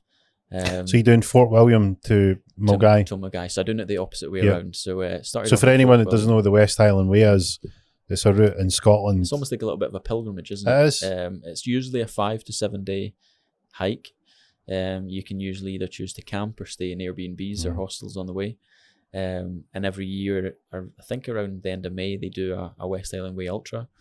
And they set up checkpoints at every stage, and they look after you in that event. That January, that late January morning that I decided to set out on it, I didn't have anyone on these checkpoints. I had a couple of mates who provided some of my food, but I decided to do the West Island Way, and not only that, I decided to do it where I would finish it on my birthday. So my birthday's the 29th of January. I set out on the West Island Way on the 28th, the morning of the 28th. So I was running that in on my birthday. Like, what a magical, great birthday to have. So it meant I just went to bed when I finished it and slept it off. Good birthday plan, that. Great birthday. What a prize. Great prize, yeah, exactly. Yeah. How many people do that for their birthday? Not many, put it that way. Maybe Goggins probably do it for every birthday. Does it, yeah. He stay hard. Stay hard with a few F's and blinds in there. But at not any moment on that run did I think about quitting either. It was just you probably found that, I mean, like, your childhood will play a part in it with your resilience. All the sort of situations have been building up to creating this environment, the stuff that you spoke about, the reasons that you started doing the combat journal, how you need to develop your inner world, the way you think, the way that you approach things. You need to go and deal with things that you've just buried in your mind, and it forms all these sorts of patterns in how you approach your situation. But the thing that stands out to me overwhelmingly is you fucked that 100 miles to Portobello. Like, you had to redeem yourself in a big way. All these other things play a small element, but the massive burning ember would be you set to do 100 and you copped out at 50, and that's huge. It's true. That's it. How could you be the combat journal guy? Like, this would see my dialogue would have been, how can you be the combat journal guy? You only done 50 and you were setting at 100. I would have had that in my ears. The internal chat would have been, who are you? Do you know what the funny thing about that run was? So the female that I decided to do the run with, I didn't know her before the run, but she was part of the Glasgow Triathlon Club Facebook group. She posted a status on the group to ask if anyone wanted to run from Glasgow to Edinburgh, I think it was initially. And it's something that I've always wanted to do, and it was actually the canal route, which is the best part of 100 miles anyway. So I thought, I've always wanted to do the 100 miles or as close to it. Running. So where are you starting off from if it's 100 miles? Because you must be starting out way out in the west. I think pretty much mine. So Kelvin Grove Park, you could probably set off there, head up towards Maryhill, join the canal at Maryhill. I think it's at Lock 14 or something like that. And then boom, head all to the way Falkirk along. All the way. And I think it's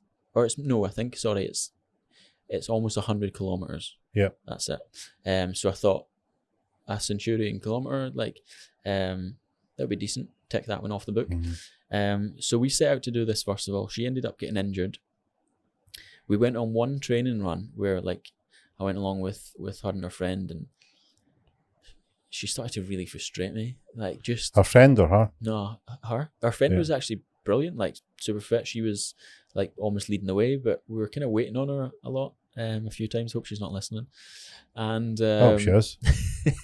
So then when it came to this run, and she's apparently told me that she'd done umpteen ultras before this, not 100 miles, but like anything over a marathon's an ultra. So whether it was a 30-mile ultra, whether it was a 50-mile ultra, she had done so many of them, and she was talking to me and talking down to me a lot about the fact that I've never done one, and oh, don't worry, you'll be okay, like it's fine. And then we drove through to Edinburgh. I drove through, parked the car up, we started running, and we hadn't even reached the marathon yet. And I think it was actually when the rain started, and I was always sort of hanging on, waiting for her, and you were keeping the pace good, but we were doing a not bad pace in the beginning. And then all of a sudden, I think it was about 15k in, I turned around and she started to put her headphones in. I said, oh, are you okay? And she said, oh, I'm just hitting a bit of a wall. I thought, a wall? Like, we've got 100 miles to do. We're 15k in and you're hitting a wall already? I was like, oh, you're in for a rough day. So I would sort of run ahead, slow down a bit, wait for her. So I think it was pretty much as we approached the marathon point, we stopped. We'd said we arranged when we were going to stop for a bit of a replenishment, bit of a coffee, bit of a snack, and she wanted to do it at the marathon distance, and I was waiting so long. Like my run was almost doubling up because I was running the distance and then pretty much coming back to her. So she was getting frustrated about that. I was getting also frustrated about that. We stopped for a coffee. She said to me, she's like, I think it's frustrating my run more that you're waiting on me. So I think it's probably better if you just run ahead. I don't even think she finished the word ahead. I just poured this scalding hot coffee down my gullet and see you later. Off I went. So by the time that I actually hit Glasgow, she was still 20-30k behind me. So it was more the fact that if I knew I was running back, I knew I had to deal with partly that.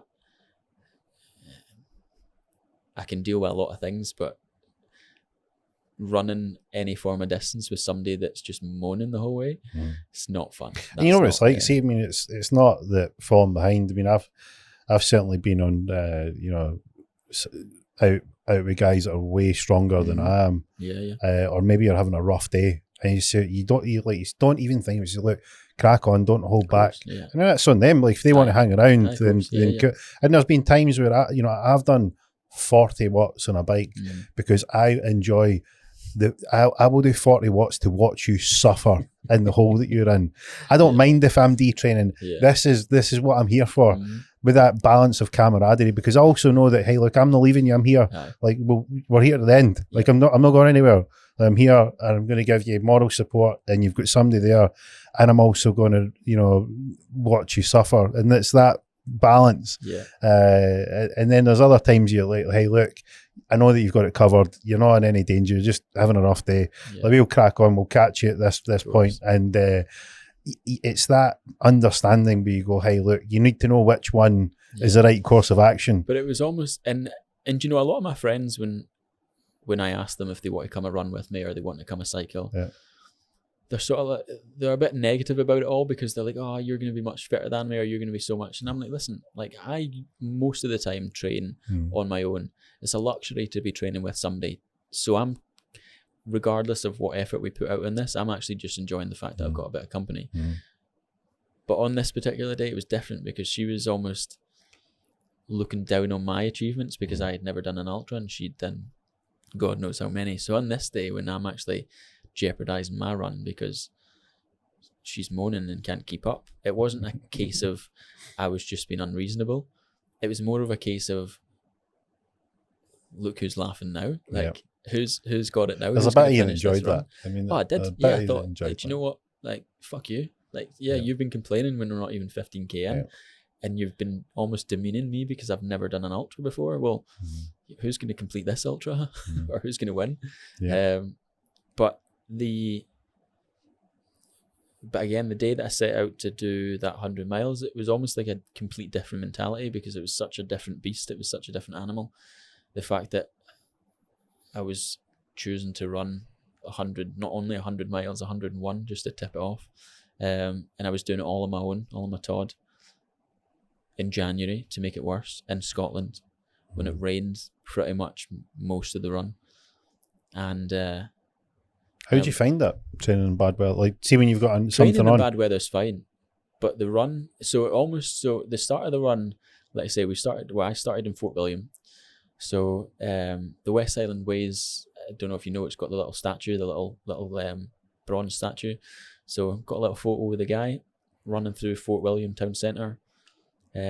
Started climbing up to the trail, which you go up to like a little forestry route, and then you start almost making your way in between the mountains of the Highlands, and you're running mountains either side of you, and you're running along this almost forestry track road with sheep, cows, wildlife all around you, and it's quite beautiful. It's quite nice. It's quite therapeutic in a way that you're out there on your own in the middle of nowhere, just you and your two legs running along.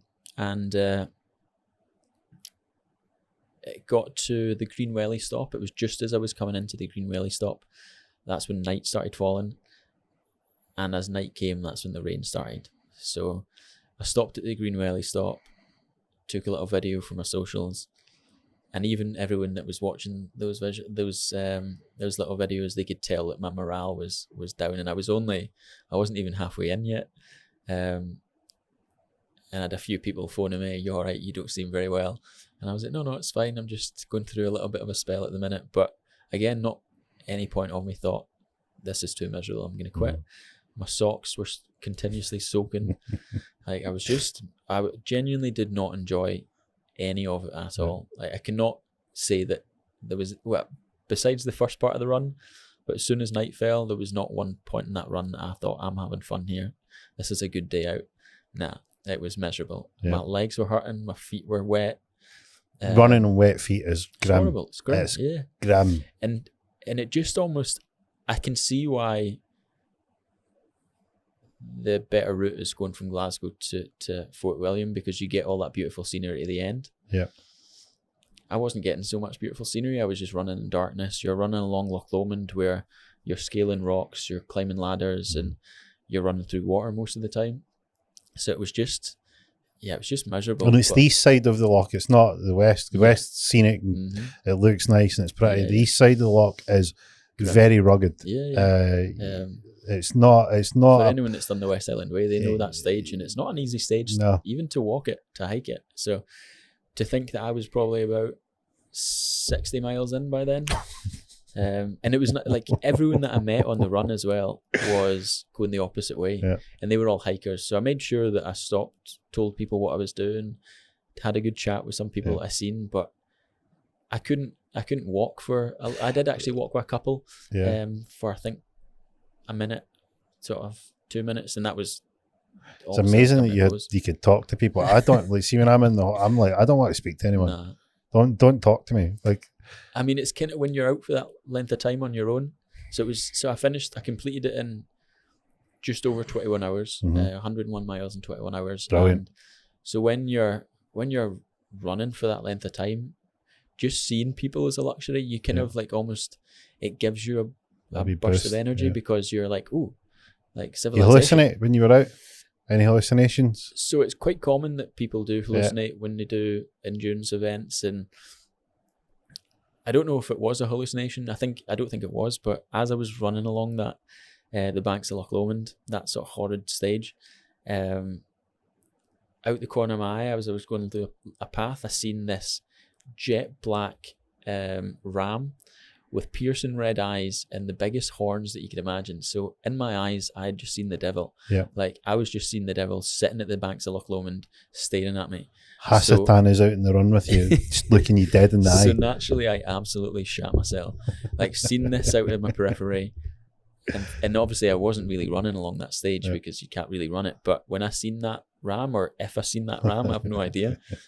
I started running, and I didn't run because genuinely, I felt scared. I felt that the devil was coming after me. And then I gave my mate a little phone and told him I'd just seen some really scary ram, and then that was it. But no, I don't, like, maybe I never seen that ram, maybe I never seen the devil, but it was real in the moment. It was certainly real in the moment.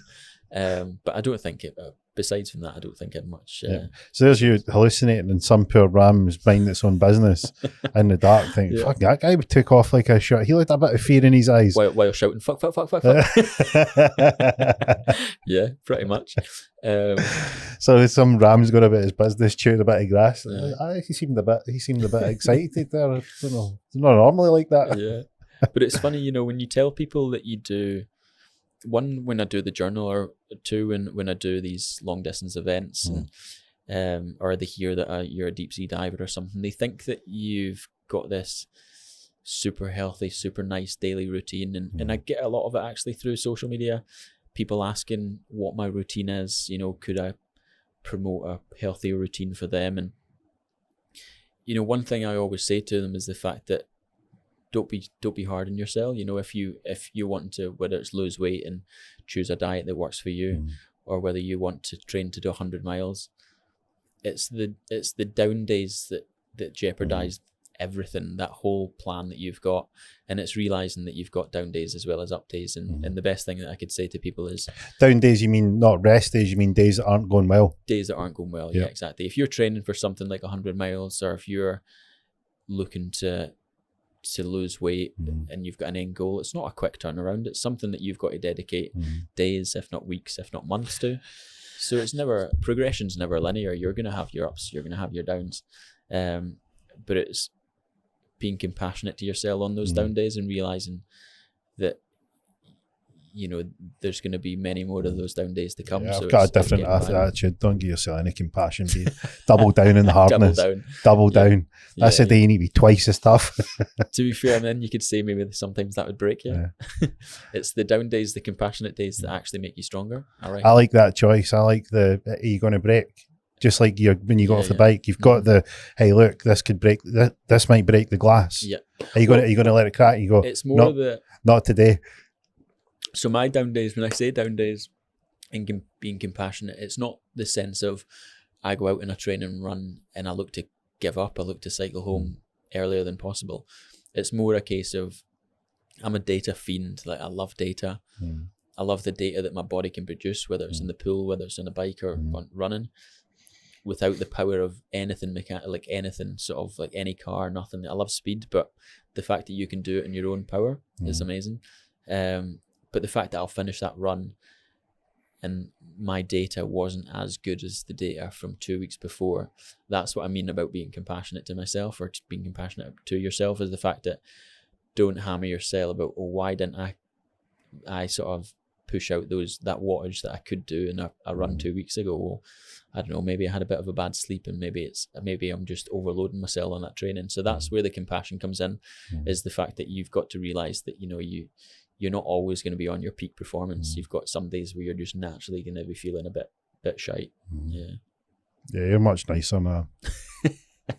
Probably listen to Gary. Yeah, listen to Gary. He'll give you good tips. I'm not that way inclined. Well, you've got to go and run 100 miles and then come back to me, Gio. I'll do it, and I'll not be doing it compassionately either. I'll probably run at the Ram. I'll give you that one. I'll probably run. Give him a big cuddle. Yeah. So you got a power meter on your bike? Got power meter. There's listeners out here this is music to their ears right now. So I've got the power pedals, the Favreau Asimos. They're cracking. I've got the same ones. Decent pedals. And like I say, what's a good ride? Like, what kind of watch you putting out for a? So my wattage and obviously your wattage would be completely different, but watts per kilogram, probably on the high twos. So 2.9 watts per kilogram. Right. And for me, that's probably about 200 to 300 watts, I would say. And again, like if I'm cruising along a flat, I would like to keep it on the high 100s to the 200 mark. Cruising, that'll probably be pushing out about 40k an hour, which is pretty decent. That's good. Getting to hills, obviously my size comes into effect. So say going up the Crow Road, decent climb. Yeah, quite like that climb. It's you could probably be pushing out maybe more 300 to 400 watts going up there, and feel that lung burn as you're getting to the top. But it's a stunning cycle for anyone who's done it. But it's nice. I like the fact that you can gauge yourself and how you're doing, how you can compare yourself to the previous day. Like a lot of people aren't cared Well, I mean, about it. like the other side of it is, when you're not feeling it, and the old training method was go like you had only go and feel like what's your perceived effort. And there's times where, like, the thing being is that you on one side that you could look at the data and beating yourself up, I'm not as good as I was the time before, and so on. And but there's other times where how many times you've been out and you go, I feel awful, and you look down at your numbers and you're actually doing good numbers, and you go, it's actually quite, you get a boost because you're going, I'm not as bad as I thought. I'm feeling worse, but I'm actually performing quite well. So it's got this sort of weird almost relationship really where it can have an opposite effect. Yeah, like a really good example is when you are training for something like a triathlon and you introduce brick sessions to your training. So a brick session is doubling down on your training. So it's like coming straight off the bike, putting your shoes on and heading out on a run, and it doesn't have to be a long run. It can be a 2, 3, 5K run, but it's important to introduce to your body what it feels like to come off a bike and start running. And for anyone who's done it realizes that it is the most bizarre feeling in the world. But you naturally think, I'm doing myself an injustice here. This is a super slow, pathetic run. And then you look down at your watch and realize that you're almost pushing out a PB because it's just that unknown that your legs are just so like almost like jelly in a way, but they know the physicality, the method of it, one foot in front of the other and just run. And you've warmed up, your lungs are warmed up because you've finished a good cycle. So you're not warming your body up as if you would just start off a run fresh. So you naturally run at a fairly decent pace, but your body feels like you're doing a piss poor effort. And I would say for anyone that wants to try it, give it a bash. If you don't like somebody, get them into triathlon, get them into Ironman. Yeah. If you really like, if you've got somebody that you're like, I'm not big onto you, but you're close enough where you can convince them. You have an air of like you've built enough of a relationship where you can influence them into triathlon. It's a great thing to do to somebody that you would really get enjoyment out of them suffering. And probably 9 times out of 10 they might not even complete it, and then you could realize that where their flaws are, where they're maybe not as resilient as what they once thought. Yeah, and they probably need to get your journal to go and dig into that. My journal. You go and get a combat journal to go and figure out where they all went wrong, and you'll complete that triathlon. Yeah. But next time, just you've got to take the losses, you've got to take the hits as well as the wins. It's not like Rocky says, it's not all sunshine and rainbows. And I like the idea of that. You didn't do well and you could have went more. Well, you should beat yourself up on that. You should remember that. Even when I finished the Ironman, when I crossed that finish line, because the run was so much slower than what I'd planned out to be, because I was dealing with an injury. So there was a young guy that actually finished the bike with me and pretty much ran the whole run with me. And he was struggling just as much as me. So we almost gave each other a bit of emotional support. But as we came to about 5 kilometers, I think it was, from the finish line, I turned round to him and I says, listen, I'm actually starting to feel okay now. I think the adrenaline's starting to take over.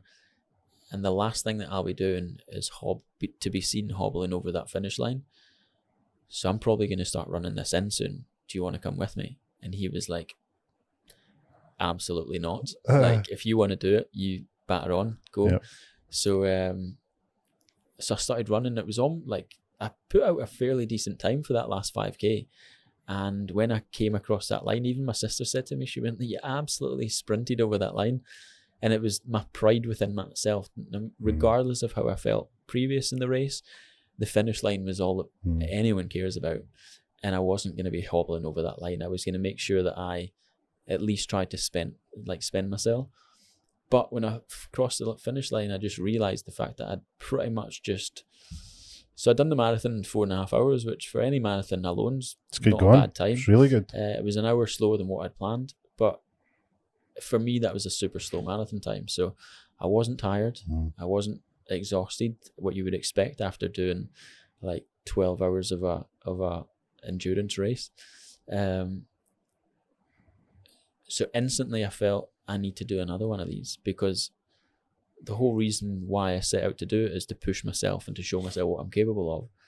And I've just crossed over this finish line not feeling that I've even tapped into that resource. So I know that I need to do this again, because like what else have I got to give other than? But the good thing is, in an experience like that, you showed up to push yourself to the level of the training that you put in ideal conditions, but it didn't work out, and you still were able to push yourself beyond that threshold, that mindset that I could quit and I haven't. Yeah. So that was, albeit it wasn't what you set out to do, the intent, but you were able to go and dig deep where you needed to take something from it. Yeah. And that was the thing, was the finish, and that was still silver lining in every dark cloud. You make the most, you make the best out of what you've got. Definitely. Do you think all triathletes need a combat journal?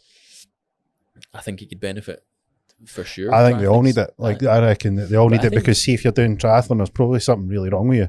Probably, you probably need to, like, that's a good point to go and start digging into it. Yeah. Like, get this down in paper. Let's figure out why you've made this decision. Yeah. You go from being the best in the world that you're the first three guys that I met that done Ironman, all of them are really sadists. They've definitely got something. I think they hate themselves.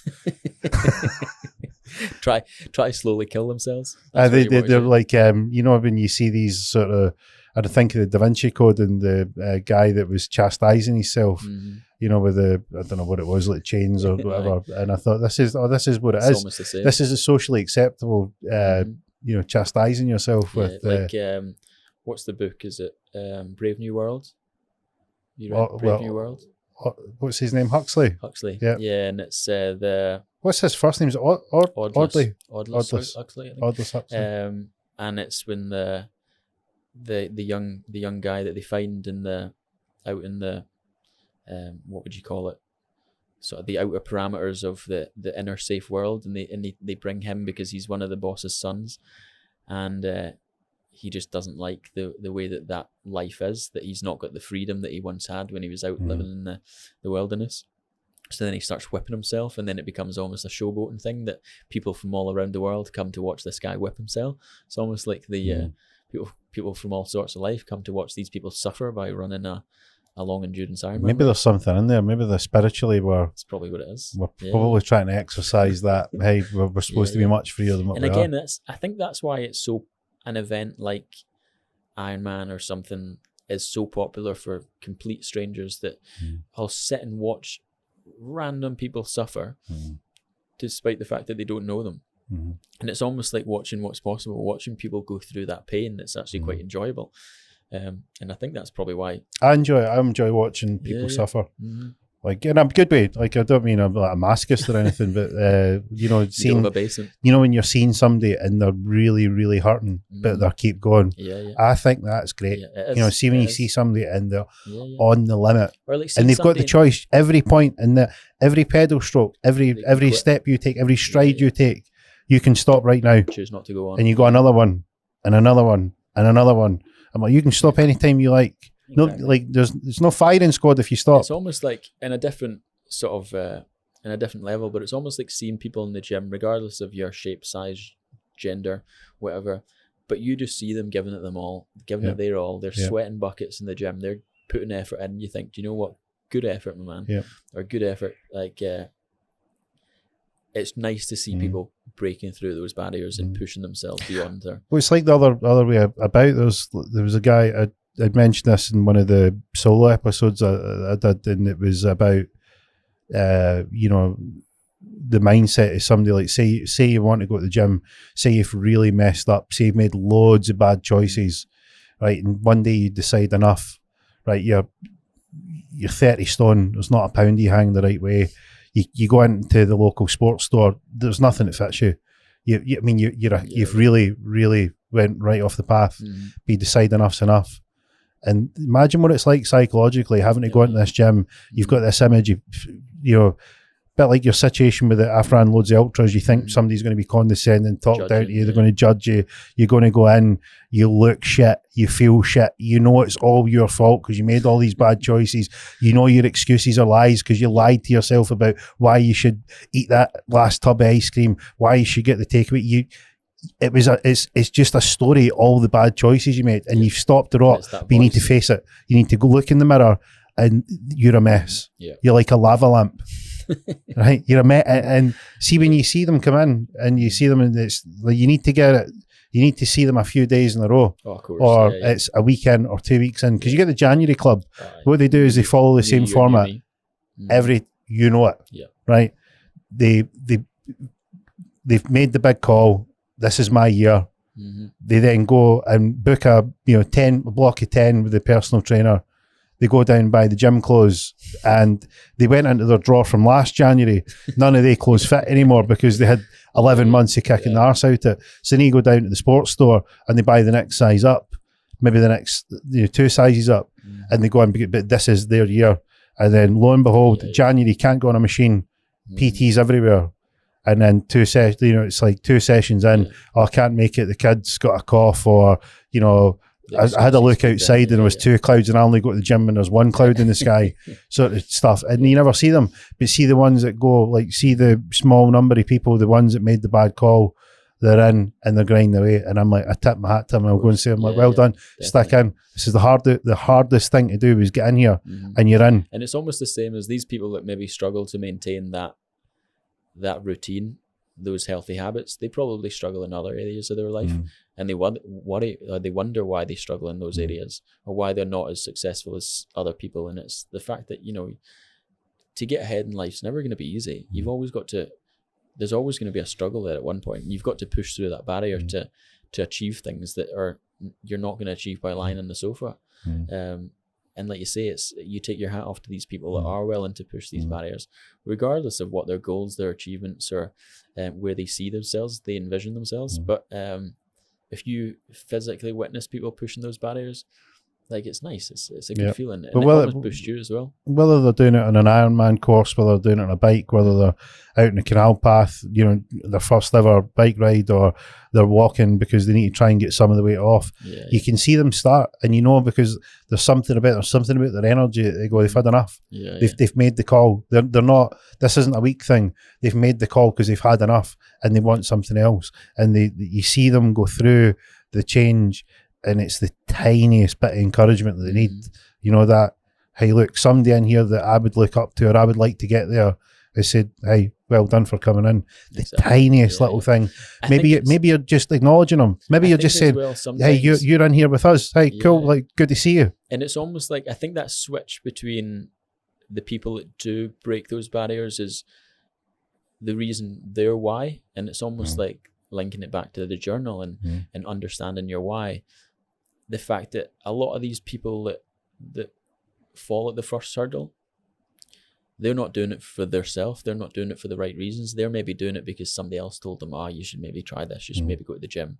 But until they realize that they're doing it for their correct why, their proper why, their self first and foremost, that's when you notice a difference, I find. And it's usually, I find, that people that try to do things that they don't have their correct why, you're not gonna achieve it. It's the same thing when you sit down to you go on a retreat, or you do a transformative breathwork class or anything. The first thing you do, you sit down and whether you either discuss it or you sit and internally process it, is understand your intentions, what you're looking to achieve out of this, your why. And it's only and then you get the right answers. And I think that a lot of people don't ask themselves the right question. So what I'm trying to say is, buy a journal and find out your why. I mean, like, it's a lot of people don't maybe they'll see sort of saying, look, buy a journal is, hey, look, I've got a journal to sell. The reality of this is, like, we came to this point because we tried to find a format that works, and throughout time, lots and lots of people have kind of dialed in the format, and it's loosely sort of out there, and we tend to be refining that process to the point where you go, see, if I wanted to do this and I didn't know all the framework, is there like a place that I could do it? And you would go, get yourself a journal. Because there's a format that if you make the commitment to doing this, because, like, see, filling in a journal is a big commitment. It's a big commitment to put in to make the call. Then you buy the journal. Then you need to go through the bomb scare that is you, that got you to the point of why you need the journal in the first place. You need to unpack that and put it down into words. You need to be honest with yourself. You need to have a look in the mirror and go, look, I made some bad choices. And that's okay. We all make mistakes, we're human. Right? But you're at a different stage because Everybody else is all making bad choices and they're ignoring it, or they've sort of they want to attach victimhood that they couldn't do it because of blah, fill in the blank of whatever the victim mentality is. You're not there. You've decided you're not going to be a victim anymore. You've decided you're taking charge of this. Exactly. You've decided that enough's enough. And you're made that commitment to the point where you may be buying the combat journal and you're going, right, I'm going to go through this. That's a big commitment. See if you get to that point where you're filling in that book. Fitting that into your daily routine as well is a huge commitment. The fact that you're setting aside a time every day or every other day to sit down and to do some journaling is a massive commitment to you. And I think it's almost like the first step in any 12-step program is accepting responsibility and accountability and realizing you want to change, and that's ultimately what you're doing when you're sitting down to journal. You're realizing that not only you're dealing with, say, past events or past trauma, but you're making yourself a better you for tomorrow, and you're building up your resilience to be able to handle the struggles that you might impact tomorrow, or pushing your sights on what you're actually able to achieve rather than just coasting through life. So if you, again, back to the why of when I ran from Portobello Beach to Glasgow, I didn't really have a reason why I was doing it. I was just doing it because it was something that I always wanted to do. So because I didn't have my reasoning behind it, I didn't complete it. I didn't finish what I set out to do. But because what do you ask yourself at that point? You get to the point, you've run 50 miles, and I know exactly what you go. You go, why am I doing this? Yeah, exactly. You don't have the why. I didn't have a why. You don't have I'm doing it because I wasn't raising money for charity. I wasn't doing it. It was the furthest I'd ever ran.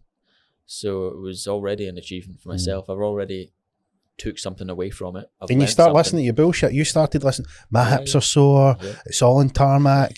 Who I started to run with isn't there. What? And you're just in the excuse books. That's like, tell me what else you got. Bring it in. Bring it in. You are copping out. Right? You know you've got more in the tank. You know that you can do this. You are copping out. That was right. And then it's the reason that you're copping out. And why this discussion's here is because you don't know why you're here. Yeah, exactly. Why are you here? Yeah. And that's what you need locked in. When you compare running another 50 miles back or just go home, get a massage and go to bed, I mean, that seemed a lot nicer. But when you completely remove that and you understand your why, you understand your purpose, your belonging at that particular time, yes, like it shows the power of your own self-belief and what you can push yourself through. So I think, like if you're to tell anyone who's wanting to achieve anything, it's make sure your intentions, your reasoning behind it, your why, your purpose is correct. And that's probably the first hurdle. Yeah. Well, that's as good a place to finish off as you're going to get. Don't do it for anyone else apart from yourself. The what? Don't do it for anyone else apart from yourself. Nah, you need, if you can't do it, if you're going to do it how can you do something for somebody else if you can't even do something for yourself? Exactly. Right. It's not one or the other. You can do both. Yeah. And you know what's really powerful? See if you can do it for you. And you've got that power, you've built up that resilience, you've built up that reason why. And then you can start going, hey, I'm going to do this for somebody else. Who's going to stop you? Exactly. See the power of setting an intention and now making that part of your life and visualizing that that's going to be who you want to be. To me, if you go in, I'm going to give you some honest feedback on journaling, right? So Lynn, since the last time we spoke, I've bought people the journal, right? And there's two camps, right? There's two camps of people that have received the journal, right? Camp one is, I love the idea of the journal. I love the concept of the journal. I've started the journal and nothing's changed. Yeah. They haven't kept it up. Yeah. Right? They've not put all their time in, they've not made the commitment. There's other camp who weren't that keen on the idea of journaling, weren't really subscribed to the idea of journaling, don't know why they're writing this stuff down. They're persevering because they're really not, they just don't like where they're at. And they start. There's two people that I've gave that journal to and they are supercharged. The difference that they were 4 weeks ago to now, 6 weeks ago to now, I've got messages, and he's like, I looked back at what I wrote then, and I cannot believe who I am now. Yeah, of course. It's And like it there is a happen quite format and a fast as template. well. There's a reason this thing works. Yeah, Right. exactly. This is what, like, this isn't like hey, 7-minute abs. Mhm. This is like, this thing works. If you stick to this, it works, and that's it. Yeah. If you do this, it works. And it's the same. I mean, it's not rocket science. It's not anything that I'm reinventing. It's the fact that whether you're, not just about building resilience, but if you look at the mental health aspect of it, and if you do suffer, whether it's depression, anxiety, postnatal depression, everything recommends talking therapy. But a lot of people aren't willing to take that step to talk to somebody else. But you've always got that power to talk to yourself. You're always going to listen to yourself if you're willing to talk. And if you're putting that on pen to paper, you're listening. You're listening to yourself because you're putting it out there.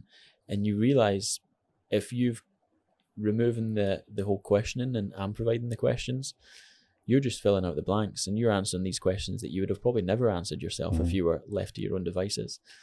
And the power of that's super powerful. It can, like say, it can completely transform the way you're thinking. It can provide you with your why. It can set you out for new objectives, new goals, and it can push you to achieve them. And not only if it's looking to achieve something in fitness, whether it's to lose weight, whether it's to, move on, or even just leading back to realizing that you've got to quit that particular thing that you've done. You've got to maybe remove these negative people from your life, or these negative traits that you do to unlock something else in you, to unlock your full potential. And that's what I'm really looking to hand people the key to, and it is to unlock their own devices, to make them out to be the best version of themselves. And it sounds like a little bit cliche, but we've all got it in us. We've all got so much potential to achieve whatever it is we're looking for. And like say, even if it's losing a bit of weight to sort of look the way you want to do, or to achieve some fitness goals, it's more than just the mathematics of it. It's the fact that you've got to have it up here in the mind first, and you've got to have your good reasoning. And then if you set out your why, and again, if you're doing it for yourself, you're increasing the chances of you succeeding exponentially. If you've got all your ducks lined up, you know why you're doing it, you know your achievements, what you're going to gain out of it. What have you got to lose then? Well, the amount of people that I get to see, when you get to a point of people will come and ask me for advice on, should I do A, B, C, X, Y, Z? Is this a good idea? And a lot of the time it ends up, and you end up, it's a life thing. It's not just, is this investment the right thing to do? Should I do this? And see the amount of times that, and I've got people that are extremely successful in the world of business and investing, and they come to you because they're like, there's something, it's like a misfire. They go, I don't know what it is that I'm missing. And it's always like this. And it seems when you get down to the crunch, Gary, it's like, hey, look, like I had a really blunt conversation, and I says, look, you're doing shit. Like, you're doing really, really, really shit. I says, and I'll tell you why you're doing it. And the guy was quite defensive. He's like, how can you say that? And I said, well, here's how I can say it, right? Your potential is sky high. Yeah. And what you're actually doing is on the floor. And the reason that we're having this conversation is you know that, right? But see, this thing that's keeping you on the floor is your bullshit. See I can't do it because this, I'm busy, I've had a hard week, the kids weren't well, I'm just not feeling myself. Shite. Yeah. Complete garbage. I says, here's the problem. Here's why this doesn't settle well with you. And you know that I'm not telling you anything you don't know. You know that your potential is way better than this. I says, now let me give you the option, right? You can either have the excuses in this result and you can keep that, or you can have the potential and know that it's a hard road. Yeah. But you can keep that. You can't have both. Nah. Which one do you want to pick? And I think that's where I was quite lucky when I look at obviously my childhood and growing up, and I always knew that I had that potential in me. I always knew that I had more in me. I had more in the tank. I had more to achieve. I had more to do. But it was the anxieties that was like holding me back. It was like they were providing me with those excuses. Those, oh, you can't do that because the fear of judgment. Oh, you can be super nervous. Or even if I tried to do them, if you tried to stand up and speak to a group of people and you started to stutter, you got a big red face, and and it was all these things holding you back, and it was enabling myself to combat that, to push myself. Now that you've given people the devices that I can pass over to other people to give them their own resources to go ahead and achieve their goals, or be the best person that they're going to be, or that they want to be. Yeah. So there you go. From the horse's mouth, Gary's come in and explained a wee bit more about his experiences and what he's carried out, some of the endurance feats that he was able to achieve with the things that he's learned, and he's put it into a journal. And I hope that it serves to explain that there's a format and a template that you can follow if you're prepared to put the time and commitment in. You can get some of this too if you're willing to put aside the excuses and the cop-outs and reach for something that will feel right, and that's you tapping into your potential. So get out there, buy the journal, do the right thing. You can follow us on all our social media channels. The link to Gary's journal will be in the show notes. You can follow Gary on his social media platforms. Keep abreast of his activities and what he's getting up to, seeing if he's holding the triathlon club to account when they're going out running, making sure that the people that are talking a big game are getting put to the sword, they're getting forged in the fire. We like it. And that's where I think the fulfillment is, that we need to be testing ourselves. We need to be pushing ourselves. That's where we feel at our best. And that's why we do these things. So get started, set an intention. If you don't know the format, buy the journal. And from us this week, Conversations with an Investor, that's a wrap.